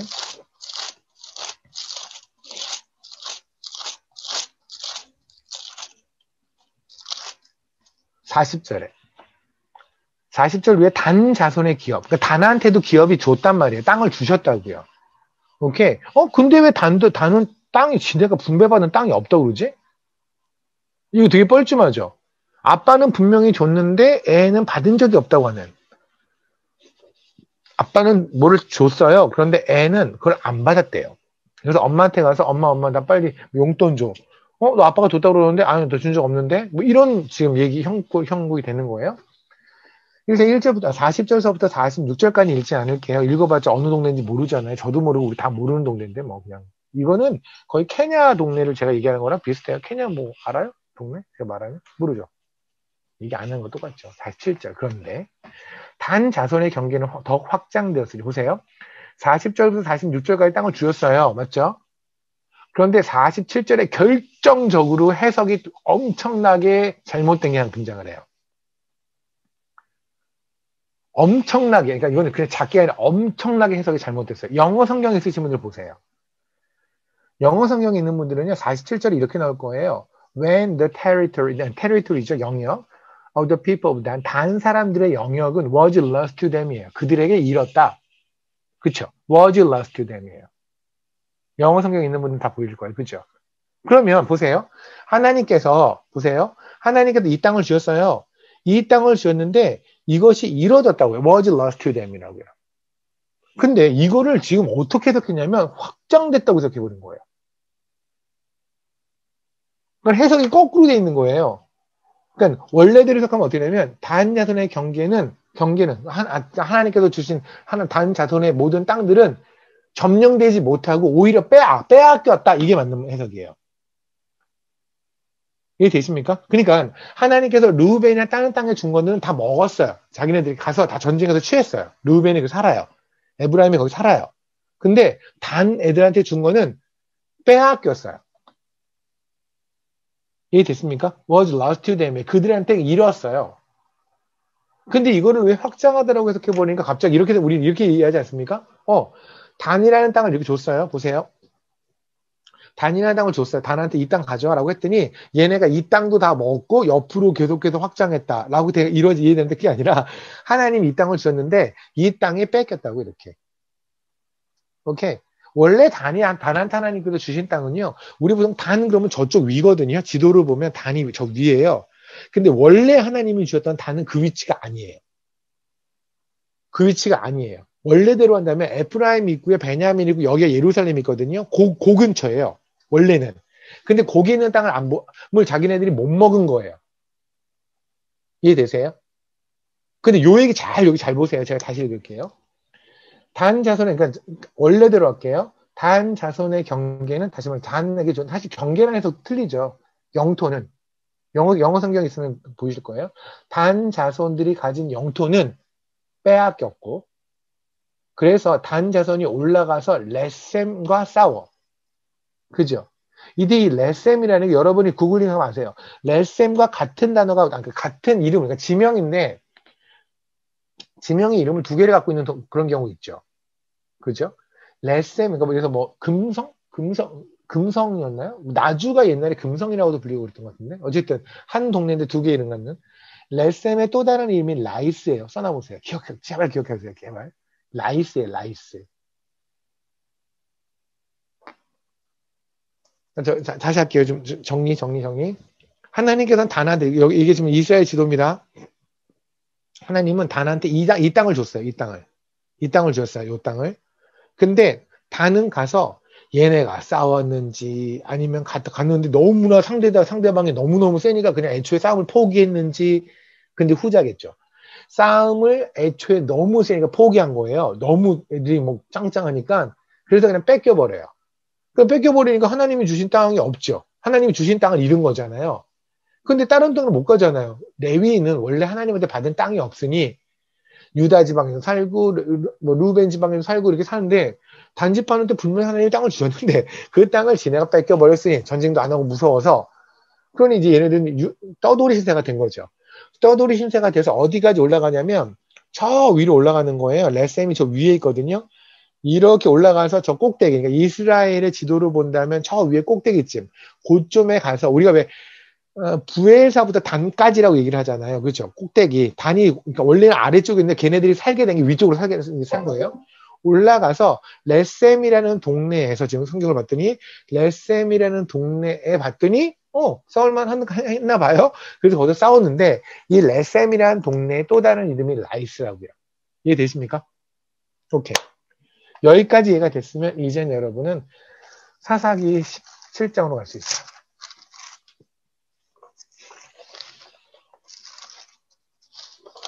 놀라운 이야기를 보여드릴게요. 17장의 이야기는 그냥 간단하게 정리하면 뭐냐면 3절이에요. 17장에는 미가 제사장의 이야기는 정리하면 3절이에요. 3절과 6절 뭐 이런 게 그냥 키워드예요. 미가가 이 내용은 아시죠? 어떤 아이가 엄마한테 그러니까 갑자기 되게 이상한 얘기가 사실 이게 뭐 성경에 적힐 만한 일은 아니잖아요. 이거 그냥 뭐 어느 동네 아줌마와 아들의 이야기예요. 어떤 아들이 만약에 이런 거죠. 굳이 쓴다면 성경에 막 써 있어요. 전쟁의 이야기가 써 있고 삼손이 딱 죽었다. 삼손이 죽었다. 뭐 그렇지 않나요? 한 나라와 뭐 전쟁을 해서 수천 명을 죽이고 그리고 삼손이 죽었다. 그런 다음에 뭐 복동이 아줌마와 복동이가 있었는데 복동이가 엄마 지갑을 열고 뭘 좀 훔쳤다. 근데 얘가 나중에 고백을 했다. 엄마가 무지하게 칭찬했다. 이런 얘기가 써 있는 거예요. 지금 사이즈가 되게 안 맞죠. 근데 이 안 맞는 얘기를 그것도 발생한 게 언제냐면 앞에 일이니까 제가 말씀드렸잖아요. 단지파가 아직 땅이 없을 때. 그죠? 그러니까 땅을 있는데 땅을 뺏겼을 때. 그러니까 사사기 초기에 땅 이렇게 줬는데 그때 땅 잃어버리고 나 이거 안 해요. 그 땅을 싸우지도 않았어요. 그냥 나 이거 못하겠다. 나 저 땅 싫어. 그리고 막 도망 다니는 거. 그때 이야기예요. 지금 이게. 그 얘기를 굳이 뒤에다 쓰세요. 근데 너무 사이즈가 작지 않나요? 지금 미가 이야기는 그죠? 지금 삼손 뭐 다 전쟁이잖아요. 여태까지 사사기 다 그런 식이 아닙니까? 얘네가 잘못했다. 암몬들을 보내서 뭐 다 20년 점령했다. 갑자기 누구에서 막 싸웠다. 다 이런 얘기인데 삼손까지 그랬다. 갑자기 복동이 아버지와 복동이 엄마와 복동이의 이야기 이렇게 나온 거예요. 이렇게 근데 이걸 갖고 하나님이 하시고 싶은 얘기가 너무 하나님의 강렬한 열정이 있으세요. 뭐냐면 3절. 내용 그거잖아요. 이제 얘가 엄마 물건 훔쳤어요. 돈 엄청나게 많은 돈 훔쳤어요. 엄마가 막 벽치면서 이거 어떤 놈이 가져갔어? 그랬더니 나중에 얘가 제가 가져갔는데 그랬더니 엄마가 너무 감동을 해요. 어떻게 내 자식은 그렇게 너무 착해. 어떻게 가져갔다고 나한테 고백을 할 수 있니? 내가 너를 위해서 신상을 만들어줄게. 그러니까 네가 이렇게 하면 너의 앞날은 밝을 거야. 뭐 이런 얘기를 하는 거죠. 그래서 3절. 미가가 은 1,100, 그러니까 이 미가 엄마를 기쁘게 하는 방법은 되게 쉬워요. 돈을 훔쳤다가 계속해서 훔쳤다가 고백하면 돼요. 평생 그것만 하면 엄마는 엔돌핀이 솟을 거예요. 미가가 은 1,100을 그의 어머니에게 도로 주며 그의 어머니가 이르되 내가 내 아들을 위하여 한 신상을 새기며 한 신상을 부어 만들기 위해 내 손에서 이 은을 여호와께 거룩히 드리노라. 포인트가 뭐냐면 내 아들을 위하여요.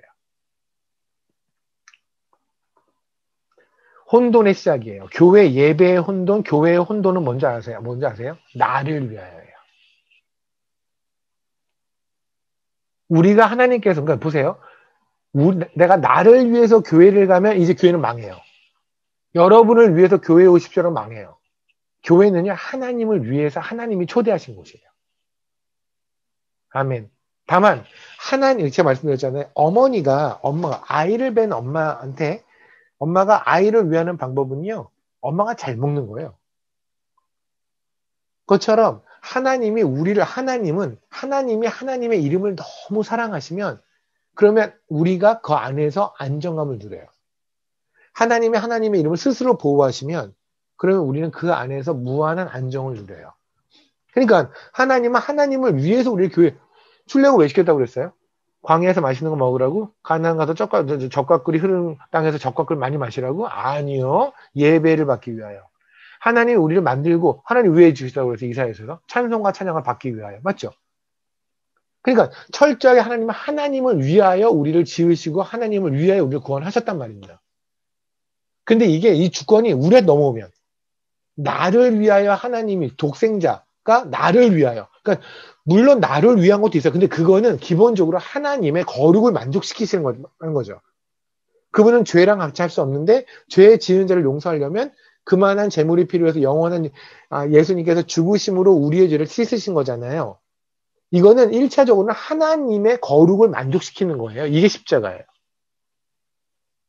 그리고 그것에 부수적으로 콩가루가 떨어진 게 우리가 거기서 구원을 받은 거예요.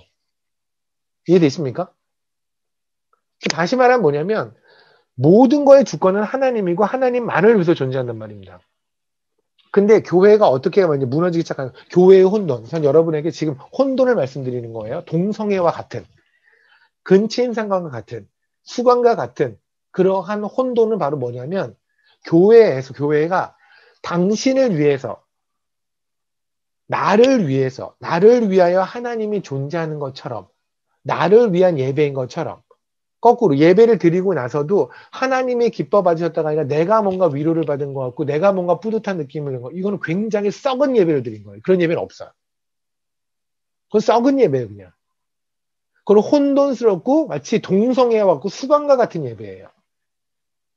교회에서 사람들한테 가는 것은 하나님을 위해서 그들이 어떻게 살아가야 될지를 알려주는 거지 하나님이 그들을 위해서 무엇을 해줄 걸 가르쳐주면 안 돼요. 이해되십니까?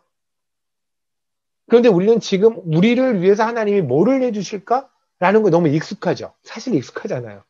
그런 설교에 익숙하고 그런 기도와 그런 찬양에 너무 익숙하잖아요. 생각해 보세요. 사사기 동안에 그들은 예배를 안 드렸을까요? 그럴 리가요.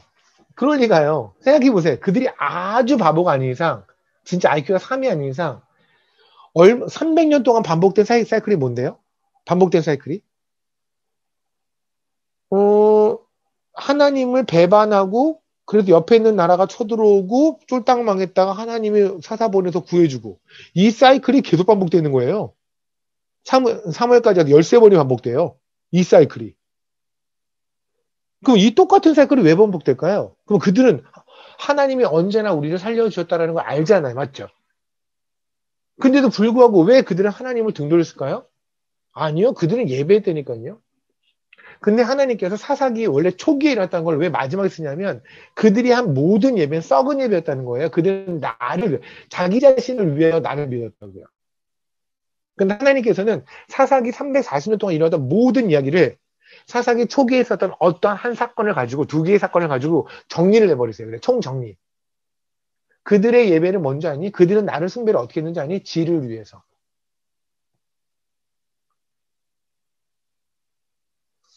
그게 바로 아마 저는 사사기 17장의 포인트 같이 돼요.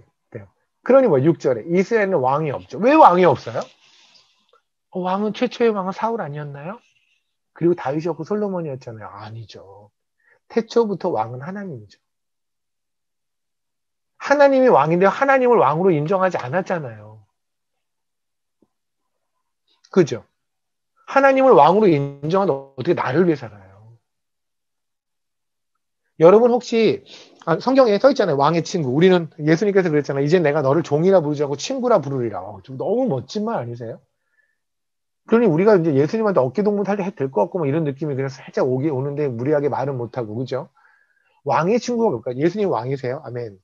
그러면 왕이신 예수님의 친구라는 거는 왕의 친구예요. 여러분 혹시 드라마나 영화 같은 데서 왕의 친구라는 거 본 적 있나요? 그렇잖아요. 어떤 뭐 사도 세자가 있어요. 세자가 있는데 그 세자의 친구가 있어. 어렸을 때 같이 컸어. 뭐 이런 거 있잖아요. 그죠? 둘 다 잘생겨가지고 뭐 이런 거 뭐 나오잖아요. 사극에. 그러면 얘의 특징이 뭐냐면 이 세자를 보호하기 위해서 얘는 목숨을 걸어요. 이게 왕의 친구예요. 왕의 친구는 그가 가진 모든 것을 얘기할 수 있고 그의 모든 걸 신뢰하고 그리고 나를 위해 얘는 자기 몸을 다 바쳐도 나를 보호해 줄 게 왕의 친구예요. 주님께서 우리를 왕의 친구라고 부르신 게 바로 그러한 믿음으로 부르신 거예요. 근데 우리는 주를 위해서 목숨 걸 마음도 없으면서 그냥 왕의 친구란 말만 좋아하죠. 그죠? 왕이에요. 만약에 우리의 삶에 왕이 있다면 그 왕이 예수 그리스도 그분이 창조주 하나님 구원주 하나님이라는 걸 인정한다면 어떻게 내가 나를 위해서 살아요? 그분이 십자가의 죽으심으로 나를 구원하셨다면 내가 어떻게 더 이상 나를 위해 살 수 있어요? 그렇잖아요. 근데 하나님은 늘 오르시잖아요. 우리가 하나님을 위해서 사는 것이 우리를 위해서 사는 거라고 하나님 말씀하셨고 그분의 그 결론은 맞다면 우리는 그렇게 살면 되는 거예요. 근데 6절의 이야기 이러죠. 그때는 이스라엘의 왕이 없으므로 사람마다 자기 소견에 오른 대로 행하였더라. 자기 소견에 오른 대로라는 건 무슨 말이에요? 지한테 유리한 것. 그러니 교회도 그렇잖아요. 요새는. 교회에 가서도요. 다 딴 얘기를 해요. 교회 기도회 우리 기도회 하잖아요. 그러면 이번 주에도 우리 모여서 기도회 할 텐데. 그러면 기도회를 하면 모여서 우리가 한 목소리로 같은 걸 기도하죠. 그래서 제가 토요일 날도 가능하면 줌에서 만나서 같이 기도하자라는 게 아무도 혼자 있으면 풀어질 수도 있고 그래도 좀 같이 인도자에 따라서 같이 기도하면 좋지 않을까 싶어서인데 하나로 근데 우리 보통 뭐예요? 기도회, 새벽 기도회 모여서 다 딴 얘기예요. 맞죠? 불 꺼놓고 다 딴 얘기를 해요. 자기의 소견에 옳은 걸 말해요. 그냥. 왜? 그들에게 왕이 없으니까. 오케이. 9절 한번 볼까요? 미가가 그에게 묻되 너는 어디서 오르냐? 이게 뭐냐면 이제 레위인을 만나잖아요. 레위인한테 그러잖아요. 너 우리 제사장 해줘. 그런단 말입니다. 그러니까 지네가 지금 하나의 교회를 만든 거예요. 허가도 안 받는 교회를 만든 거예요. 그래서 제사장을 하라는 거예요. 그때 뭐래요? 그에게 묻되 너는 어디서부터 오느냐? 하니 그가 이르되 나는 유다 베들레헴의 레위인으로서 거류할 곳을 찾고 있느나 이도다 라고 얘기를 하죠. 그랬더니 12절에 그래요. 미가가 그 레인을 거룩하게 구별하며 말도 안 되죠. 거룩은 하나님만 있는 건데 어떻게 이들이 하나님이 없는데 그들이 어떻게 거룩하게 구별할 수 있어요? 왜냐면 이게 세상이거든요. 이게 현재 교회나 세상에 일하잖아요. 지네끼리 거룩이래요. 지네끼리 손잡고. 예수 그리스도가 없는데 그냥 거룩이에요. 그러니까 우리한테도 삶에서 거룩하다는 삶은 도대체 어떤 걸까요? 예수랑 바짝 붙어있는 삶? 죄를 안 짓는 삶? 죄를 안 짓는 사람이 거룩이라고 하면 우리 중에 거룩한 이가 있어요.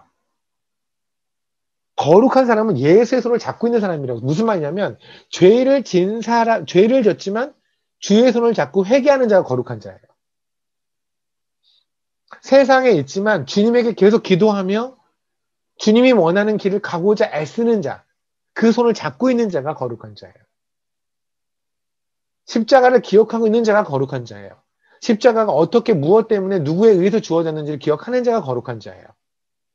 그 예수가 없으면요, 평생 술을 한 방울도 안 댔고, 평생 동안 나쁜 짓 한 번 안 했고, 평생 동안 야동 하나 안 봤을지라도 그들은 거룩이 아니에요. 그들은 패역한 백성이에요.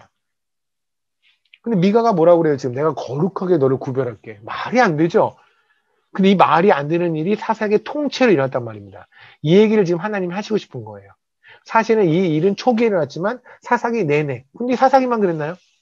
우리 삶에서도 지금 우리의 주변에서도, 아니 우리 안에서도 내내 일어나고 있는 일이잖아요. 그죠? 예수 그리스도를 닮아서 그냥 주의 뜻 따라서 목숨 걸고 살았을 때 거룩이 느껴진 것이 아니라 뭔가 사람들이 보기에 좀 거룩한 일을 하면, 그죠? 사람들이 좀 박수 칠 만한 일을 하면 내가 뭐지 거룩한 것처럼, 주 앞에서 주가 보시기에 거룩이 아니라 사람들이 보기에나, 저 같은 경우 사람들이 와 성교사님 말씀 너무 좋아요, 성교사님 어때요 그러면 혼자도 갑자기 뿌듯해지고 내가 마치 거룩한 인간 같다니까요. 그들의 칭찬 한마디에. 이게 우리의 본성이에요. 우리의 죄성이에요. 그게 바로 나를 위해서 예수를 믿는 거죠. 우리 교회 안에서 이런 수많은 부패한 일들이 왜 이런지 아십니까? 나를 위해서 예수를 믿어서 그래요. 왜 교회가 산에 올라가는 줄 아세요? 교회가 마치 절처럼 되는 줄 아세요? 나를 위해서 예수를 믿어서 그래요. 교회가 왜 콘서트장으로 가는 줄 아세요? 왜 예배가 콘서트로 변하는지 아세요? 왜 쇼가 되고 있는지 아세요? 나를 위해서 예배해서 그래요. 하나님이 기뻐하는 건 관심이 없어요. 내가 기뻐하는 건, 사람이 기뻐하는 찬양에 관심이 있으니까. 그들이 기뻐하는 설교에 관심이 있으니까. 그러니까 산으로 가는 거예요, 교회가. 그죠? 어쨌든 그랬습니다. 이제 레위인이 왔어요. 레위인이 왔고 그 미간의 집에서 이제 제사장이 됐어요. 그런데 18장에 단지파가 이제 등장을 해요. 아까 그랬죠. 1절에서 단지파가 그들이 거할 수가 없었다. 초기의 이야기로 말씀을 드렸어요. 그들이 와서 이제 미간의 땅을 온 거예요. 미간의 땅을 왔어요. 에프라임이면 단지파가 원래 분양받았던, 네, 분배받았던 그 분양은 아니다. 분배받았던 그 땅보다는 위에 있는 땅이에요. 에프라임이면 거기로 간 거예요. 가서 이제 그 제사장 레위를 만났죠. 만났더니 얘 괜찮은데 어쨌든 간에 뭐 잠깐 얘기를 해요. 얘기를 한 다음에 얘네들이 이제 어디로 가냐면, 보세요. 잘 보세요. 일단 거기다 베이스를 차려요. 미간의 집에 베이스를 차리고 정탐꾼을 보내는 거예요. 위쪽으로. 그 제사장이 얘들이 그러죠. 야, 우리 이제 전쟁하러 날 건데, 야, 우리가 좀 축복 기도 좀 해줘. 그랬더니 6절에 그 제사장이 그들에게 이제 평안히 가라. 너희가 가는 게 여호와가 앞에 있으리라. 사실 이 제사장의 축복 기도는 1도 하나님의 마음이 아니겠죠. 얘도 썩으는데. 그죠? 어쨌든. 그런데 같이 썩은 단지파는 어떻게 하냐면, 이에 5사람이 떠나, 지금 20절이 언제냐면, 하나님에게 분배받은 땅은 무서워서 버리고, 자기네가 만만한 땅을 찾아다니는 거예요. 이에 5사람이 떠난 라이스의 이름, 아까 기억나나요? 레셈의 이름이 또 다른 이름이 라이스라고 제가 기억해달라고 그랬죠. 그러니까 지금 앞에 여호수아서의 19장에 나왔던 그 이야기의 자세한 게 여기 서 있는 거예요, 지금. 땅을 버리고 레셈이라는 라이스라는 그 땅을 차지하게 된 긴 연유가 지금 여기 서 있다고요. 그래서 뭐 했냐면, 라이스에 이르러 거기 있는 백성들 본즉 염려 없이 거주하면 시돈 사람들이 사는 것처럼 평온하고 안전하니, 무슨 말이야? 싸울만 하다는 거죠. 아까 원래 분배받은 땅은 전혀 싸울만 하지 않아요. 그들은 너무 거칠고 싸움을 잘해요. 내가 죽을 것 같아요. 그런데 얘네들은 싸울만 한 거예요. 만만한 거예요. 뭐라고 그랬을까요? 아유, 하나님은 진작에 이런 땅을 주셨어야지. 굳이 이렇게 버겁고 힘든 땅을 줘서 이렇게 애쓰게 하나? 그리고 거길 들어가죠. 그리고 9절에 그러죠. 와, 올라가 우리가 치자. 그죠? 올라가자. 싸우자. 그 땅 얻기를 게을리하지 말라. 제가 왜 이렇게 잠언서에 하면서 게으르다라는 거에 대한 의미를 한번 나눴었어요. 그죠? 이들은 부지런히 전쟁을 했어요. 그런데 하나님이 보시기에는 엄청 게을러요. 왜요? 하나님이 원하는 땅이 아니잖아요. 지들이 원하는 땅이잖아요. 무슨 말인지 아시겠습니까? 이 전체나 생각은 없습니다. 저는 지금 여러분에게 뭐냐면 단지파가 왜 저 꼭대기까지 올라가게 되는지 설명을 하고 있는 거예요. 원래는 여기가 아니었어요. 여기였어요. 여기였는데 지금 이 땅을 먹을 때 모습을 보면 알겠죠. 이 땅을 먹을 때 어떻게 먹었냐. 라이스 레셈이라는 땅을 먹을 때 어떻게 되냐면 저들이 안전하니, 저들이 평온하니, 다시 말하면 뭐예요? 쟤들이 전쟁을 모르니, 거기다가 이 땅 아마 먹을 것도 풍족했을 것 같아요. 그러니까 땅도 좋은데 싸움하기도 너무 편해. 이거 너무 좋죠. 그죠? 하나님은 진작에 이렇게 좋은 땅을 주시지 왜 저한테 줬을까? 그렇다면 이 땅을 차지하지 않은, 아래에 있는 땅을 차지하지 않은 이유는 무엇일까요? 간단하죠. 땅이 척박할 것이고, 그리고 그 안에 있는 사람들은 거칠어서 싸움을 잘했겠죠. 피하고 올라간 거예요. 올라가서 이제 여기까지 온 거죠. 레셈, 라이스에 올라갔죠. 중간에 미가 집에 들어가서 이상한 제사장 만나고 이렇게, 그런 다음에 그 땅을 차지하게 돼요. 그리고 거기서 이제 또아리를 틀어요. 그게 단지파의 땅이에요. 우리가 이스라엘의 땅, 단지파가 항상 등장하는 땅이 저 꼭대기에 있는 땅이 바로 그렇게 해서 나온 거라고요. 이해되십니까? 근데 이 모든 삶이, 이 모든 17장, 18장에 있는 얘기가 이 19, 20, 21장과 어차피 초기에 있었던 두 가지 사건이란 말입니다. 오케이. 근데 하나님 이거를 강조하기 위해서 뒤에다 두셨잖아요. 두 개 초기에 있던 사건을. 뭐를 강조하기 위해서? 저는 이것과 이것이 맥이 같다고 생각하거든요. 이것이 바로 혼돈의 이야기죠. 동성애. 그죠? 이것도 혼돈의 이야기라고요. 혼돈이 뭔데요? 혹시 여러분 이런 생각해 본 적 있습니까? 하나님을 순종하지 않는 게 혼돈이라고 생각해 본 적 없죠? 하나님을 순종하지 않는 게 혼돈이에요. 하나님을 없는 게 혼돈이에요. 보세요. 1절 볼게요. 1장. 창세기 1장. 원래 제가 왜 테벨이라는 말을 드렸잖아요. 혼돈이라는 말을 아까 드렸었죠. 수간 이런 얘기 하면서 이것은 혼돈이라. 근데 히브리어로 그 테벨과 같은 단어가 나오는 게 바로 뭐냐면 1장 2절이에요. 아마 히브리어를 조금만 공부하시면 알겠어요. 토후라는 말인데 땅이 혼돈하고 공허하며. 예레미야서 4장을 잠깐 보실래요? 여러분 지금 창세기를 보니까 창세기의 이야기라면 이거는 혼돈하고 공허하고 아무것도 없다라는 뜻인가요? 혼돈이? 라고 생각할지 모르는데 예레미야서 4장을 보면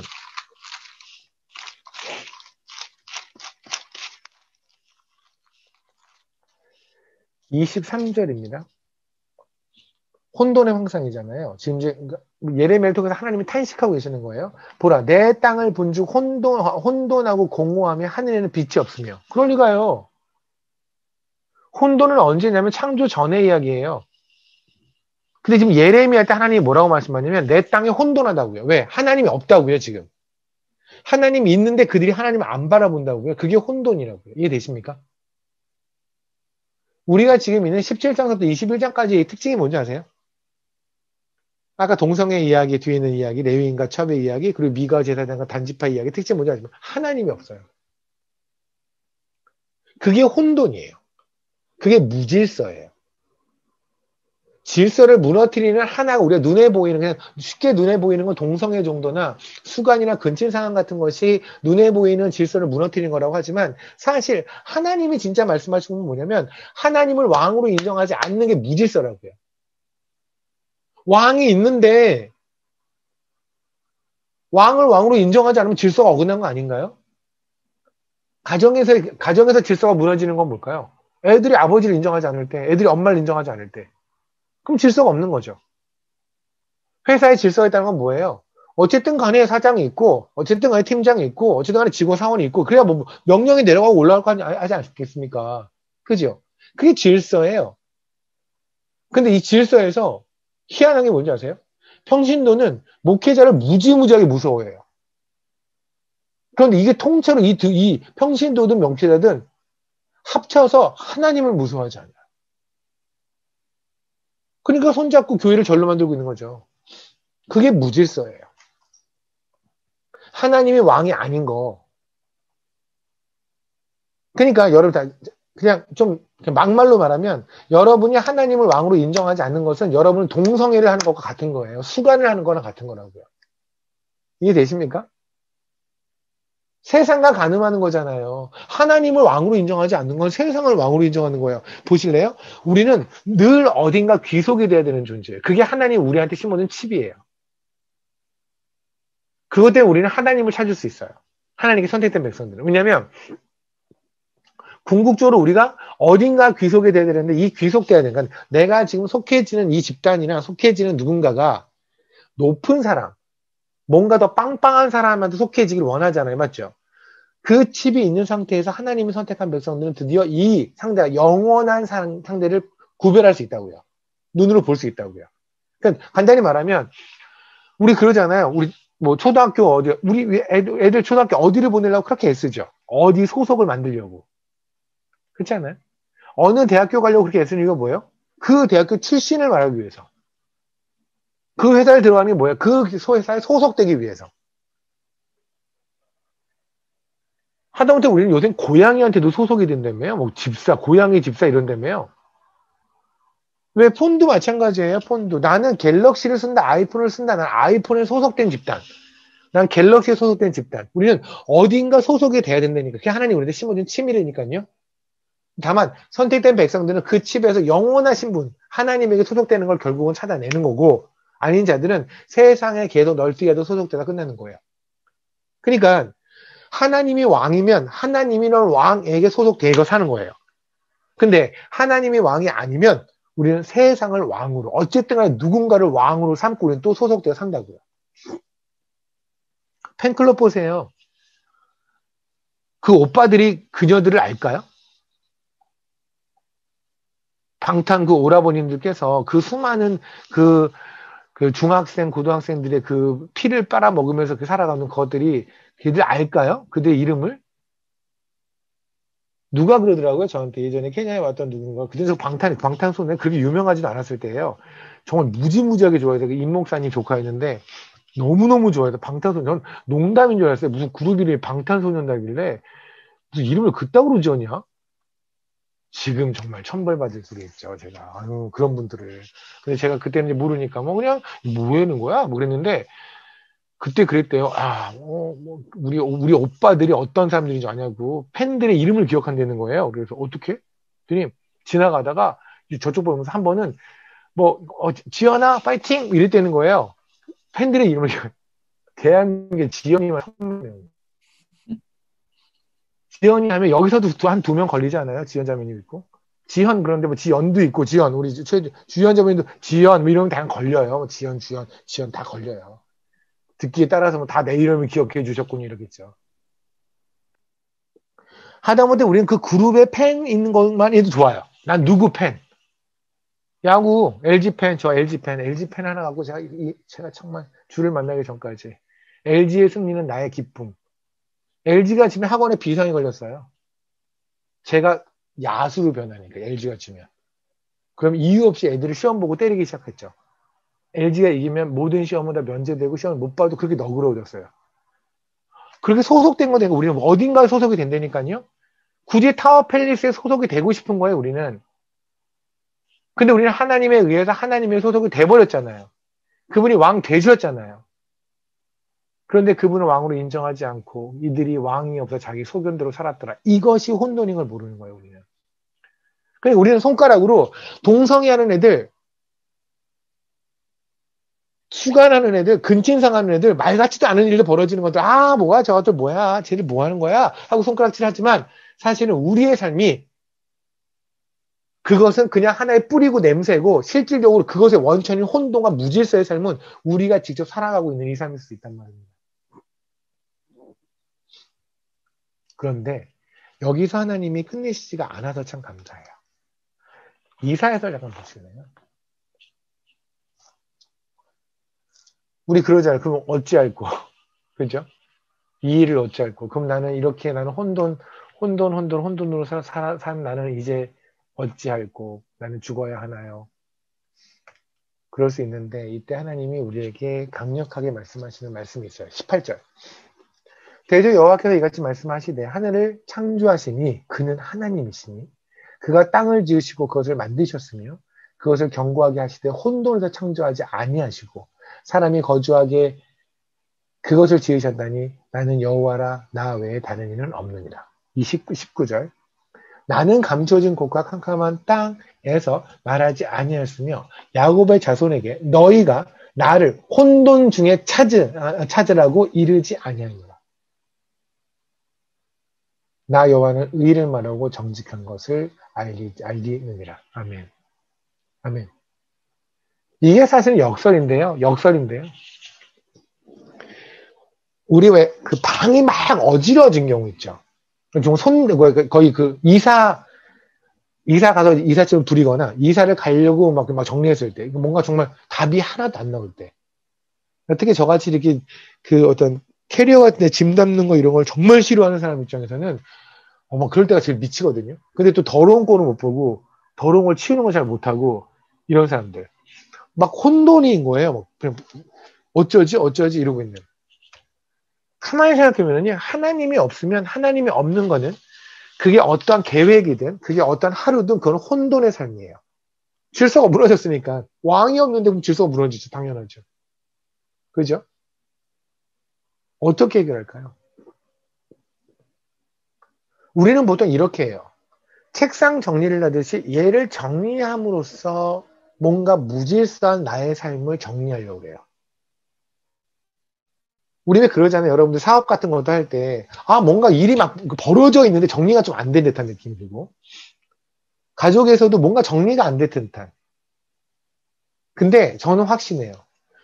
우리가 우리의 삶에서 대체로 정리가 안 됐다고 느껴지는 것은 방정리 빼놓고 정리가 안 됐다고 느껴지는 대부분의 건 뭐냐면 하나님과의 관계가 정리가 안 돼서 그래요.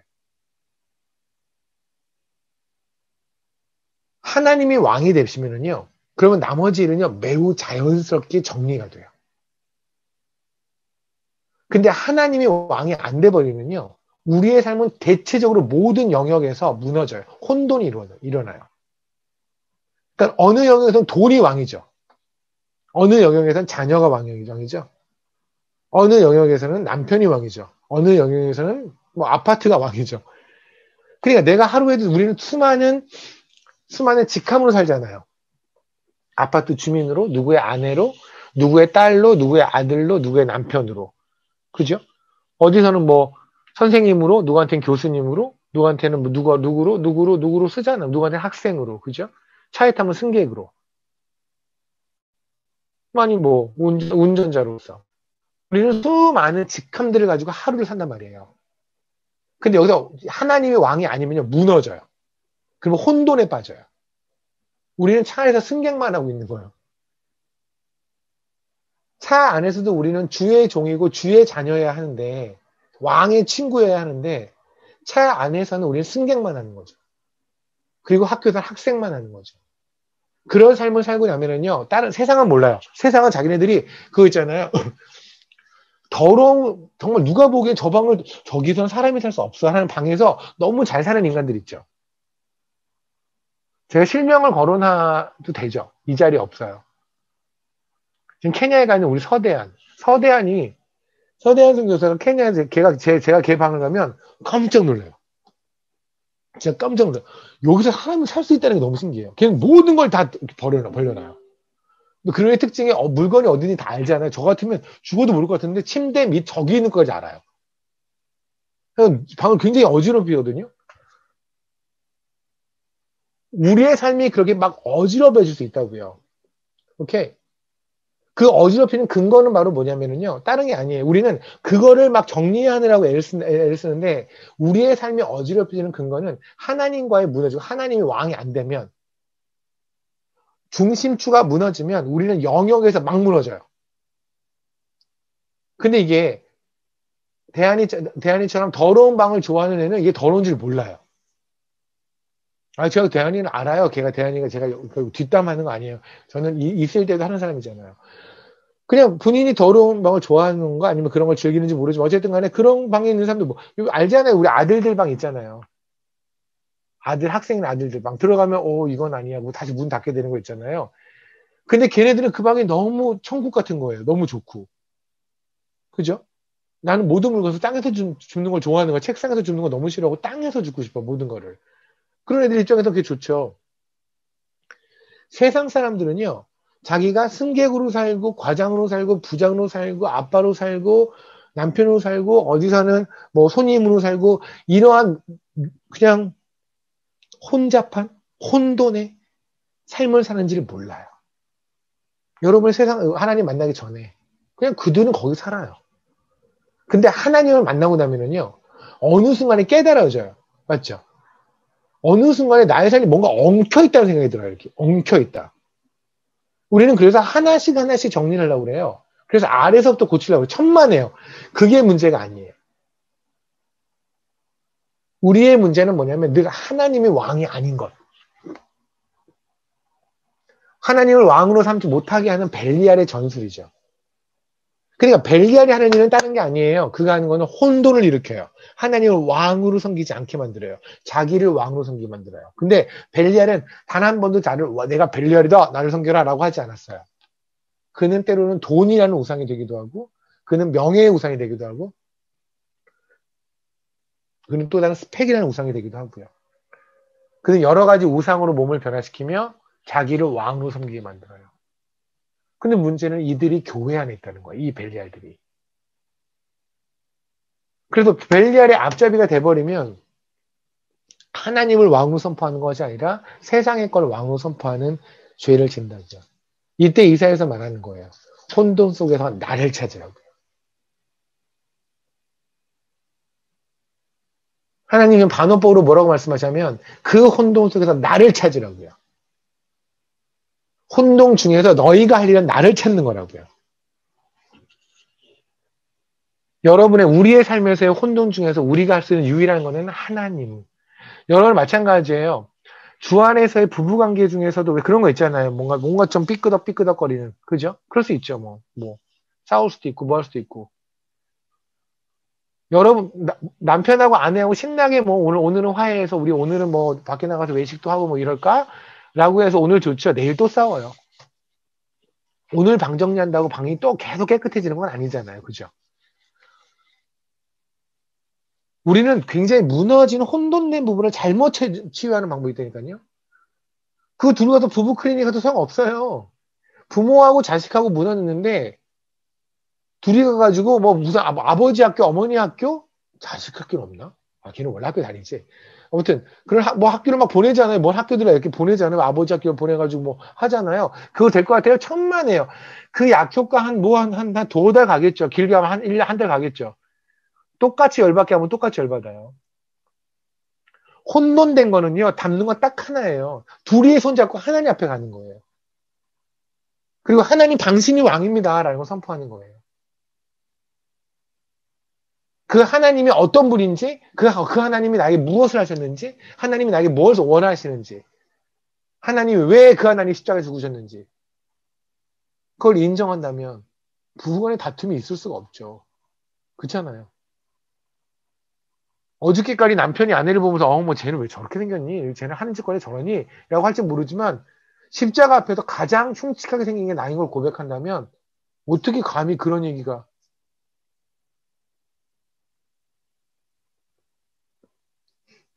우리의 본질을 못 보게 하는 벨리알의 수단에 넘어가지 않으시면 좋겠어요. 가장 본질, 가장 쉬운 얘기잖아요. 예수가 왕이라는 거. 얼마나 많이 들었어요, 사사기에서. 그들이 이스라엘의 왕이 없어 자기 소견대로 하였더라. 100번도 더 들었던 얘기잖아요. 근데 이걸 통해서 진짜 하나님의 가슴이 찢어지면서 하셨던 얘기. 시대적으로 앞에 일어났는데 그걸 뒤에 놓고 그래서 이해 못하는 누군가는 이거 성경이 뭔가 앞뒤가 엉켜있고 이상한 책이야 라고 그런 오해까지 들으실 걸 뻔히 알면서도 그렇게 강조하고 싶은 얘기는 가슴을 치신 얘기는 뭐냐면 단지파한테 이 땅 가져라 라고 했더니 얘네들이 자기의 소견에 옳은 대로 생각하니 이 땅은 안 되는 거예요. 이 땅은 거칠어요. 왕의 명령이에요. 여러분 회사에서 여러분의 사장님이 요번에 출장 어디로 가자 했을 때 거기 코로나가 좀 확진자가 많다는데요. 그래도 가지 않아요? 가잖아요. 왕이라고요. 만군의 여호와 왕 중의 왕 그분이 여러분에게 말을 했다고요. 거기로 가라고 그걸 하라고. 근데 우리는 지금 뭘 하는 줄 아세요? 그게 어려우니까 안 하겠다. 단집하는 거 안 해요. 딴 거. 하나님께서 이거를 사역지로 주셨어요. 저는 그건 좀 위험하고 이건 아닌 것 같아요. 좀 안전한 방법이 나올 때까지.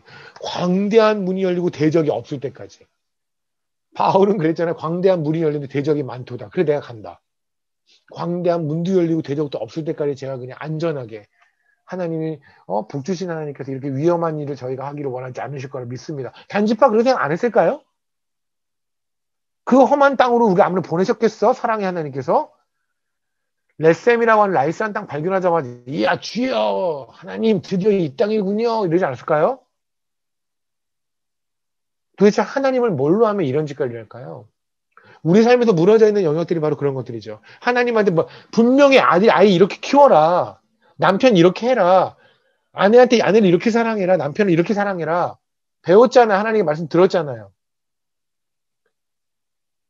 사역할 때 섬겨라. 예수가 하늘에 하나님이 내려와서 우리를 섬겼다. 우리는 뭐 해야겠니?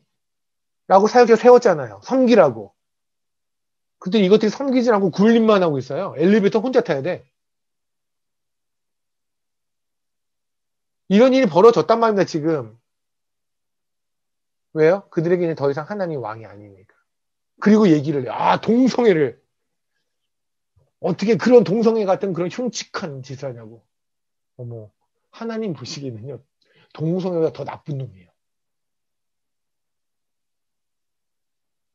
동성애는 티나 나죠. 티도 안 나게 하나님을 완전히 깡통으로 만들고 쓰레기통으로 만들어 놓고는 지가 왕이 된 것들. 자기 소견에 옳은 것들을 하는 것들. 혹시 여러분의 삶 속에 없냐 할 겁니다. 제 삶 속에 없냐 이겁니다. 우리가 오늘 나눈 것은 벨리알의 두 번째 시간이었고요. 벨리알이 지난번에 했었던 것이, 그러니까 우리가 단순히 생각하면 벨리알, 사탄, 우리를 갖고 노는 사탄, 이 정도 이야기가 아니라 근본에 관한 이야기라고 말씀을 드렸잖아요. 하나는 예수 그리스도의 대속의 의미를 얼마나 깎냐. 그러니까 벨리알이 한 거라고 한다면, 또 다른 거는 혼돈, 하나님을 왕으로 인정하지 않게 만드는 것. 그것에서는 하나님이 주신 거에 불복종하는 거죠. 그죠? 순종하지 않는 거죠. 그 내 소견에 옳은 대로 판단하는 거죠. 사실 엘도도 사역 같은 경우에 보다 보면 저는 정말 좀 지나치십니다라는 얘기를 한 적이 여러 번 있어요. 처음 보내는 거는 쓰레기장으로 보내셨죠? 그 다음에 바로 넥스트에서 마사이 꼴짝이 이런 데 보내셨죠? 그 다음에 보낸 게 바로 세 번째가 마살라이었어요. 현지인들도 이름 모르는 곳, 현지인도 안 가는 곳. 재호 목사님하고 장호 목사님은 저 아세요? 케냐에서 택시 탔는데 단돌아 가자고 고로고추 우리 엘토토에 단돌아 가자고 그랬더니 거기 택시 기사가 이 핑계 저 핑계를 안 가려고 그러는 거예요. 거기 어저께 데모 났다 그러는데요. 내가 어저께 거기 있었어요. 데모 없었어요. 거기 되게 위험하다고 그러는데 계속 안 가려고 그러는 거예요. 케냐 사람이 그 동네를 가기 싫어해요. 되게 위험한 슬럼이니까. 다만 케냐에 온 우리 청년들, 왔던 수많은 청년들, 우리 형호도 있고 눈앞에 보이는 수많은 청년들이 왜 케냐에서 사역할 수 있냐면 우리가 그걸 비밀로 하거든요. 말을 안 하고 다른 곳을 보내지 않고 처음부터 끝까지 얘네 단도라만 있고 있으니까 얘네는 그냥 케냐는 다 이런 줄 알아요, 쟤네들은. 쟤네가 돌아갈 때까지. 그렇기 때문에 쟤네가 버티고 있는 거죠. 안 그러면 그런 얘기 다 알면 무서워서 못 있죠. 거기에 있다가 갑자기 마사이를 간대요. 구글에 안 찍히는데. 구글을 이기는 동네. 그 다음에 마살라니를 간대요. 소말리아 무슬림 사는 한복판으로. 저는 얼마나 비명을 질렀겠습니까? 하나님 이건 아니라고. 근데 저 같은 인간한테 하나님이 하신 일이 뭔지 아십니까? 저 같은 인간의 입을 통해서 하나님이 받아내는 게 뭐냐면, 네, 맞아요. 하나님 당신이 왕이십니다. 그러니 지금까지 갈 수 있지 않겠습니까? 더딘거림이지만. 때로는 버티기도 하고 개기도 하지만 그래도 가는 건 뭐냐면 네, 하나님 당신이 왕이 맞습니다. 우리 여기 지금 모여있는 이 팀 지었을 때 정말로 하나님 사랑하는 자들인 거 알고요. 하나님에게 모든 걸 건 사람들인 거 압니다. 그런데 조금 더 자세히 들여다봅시다.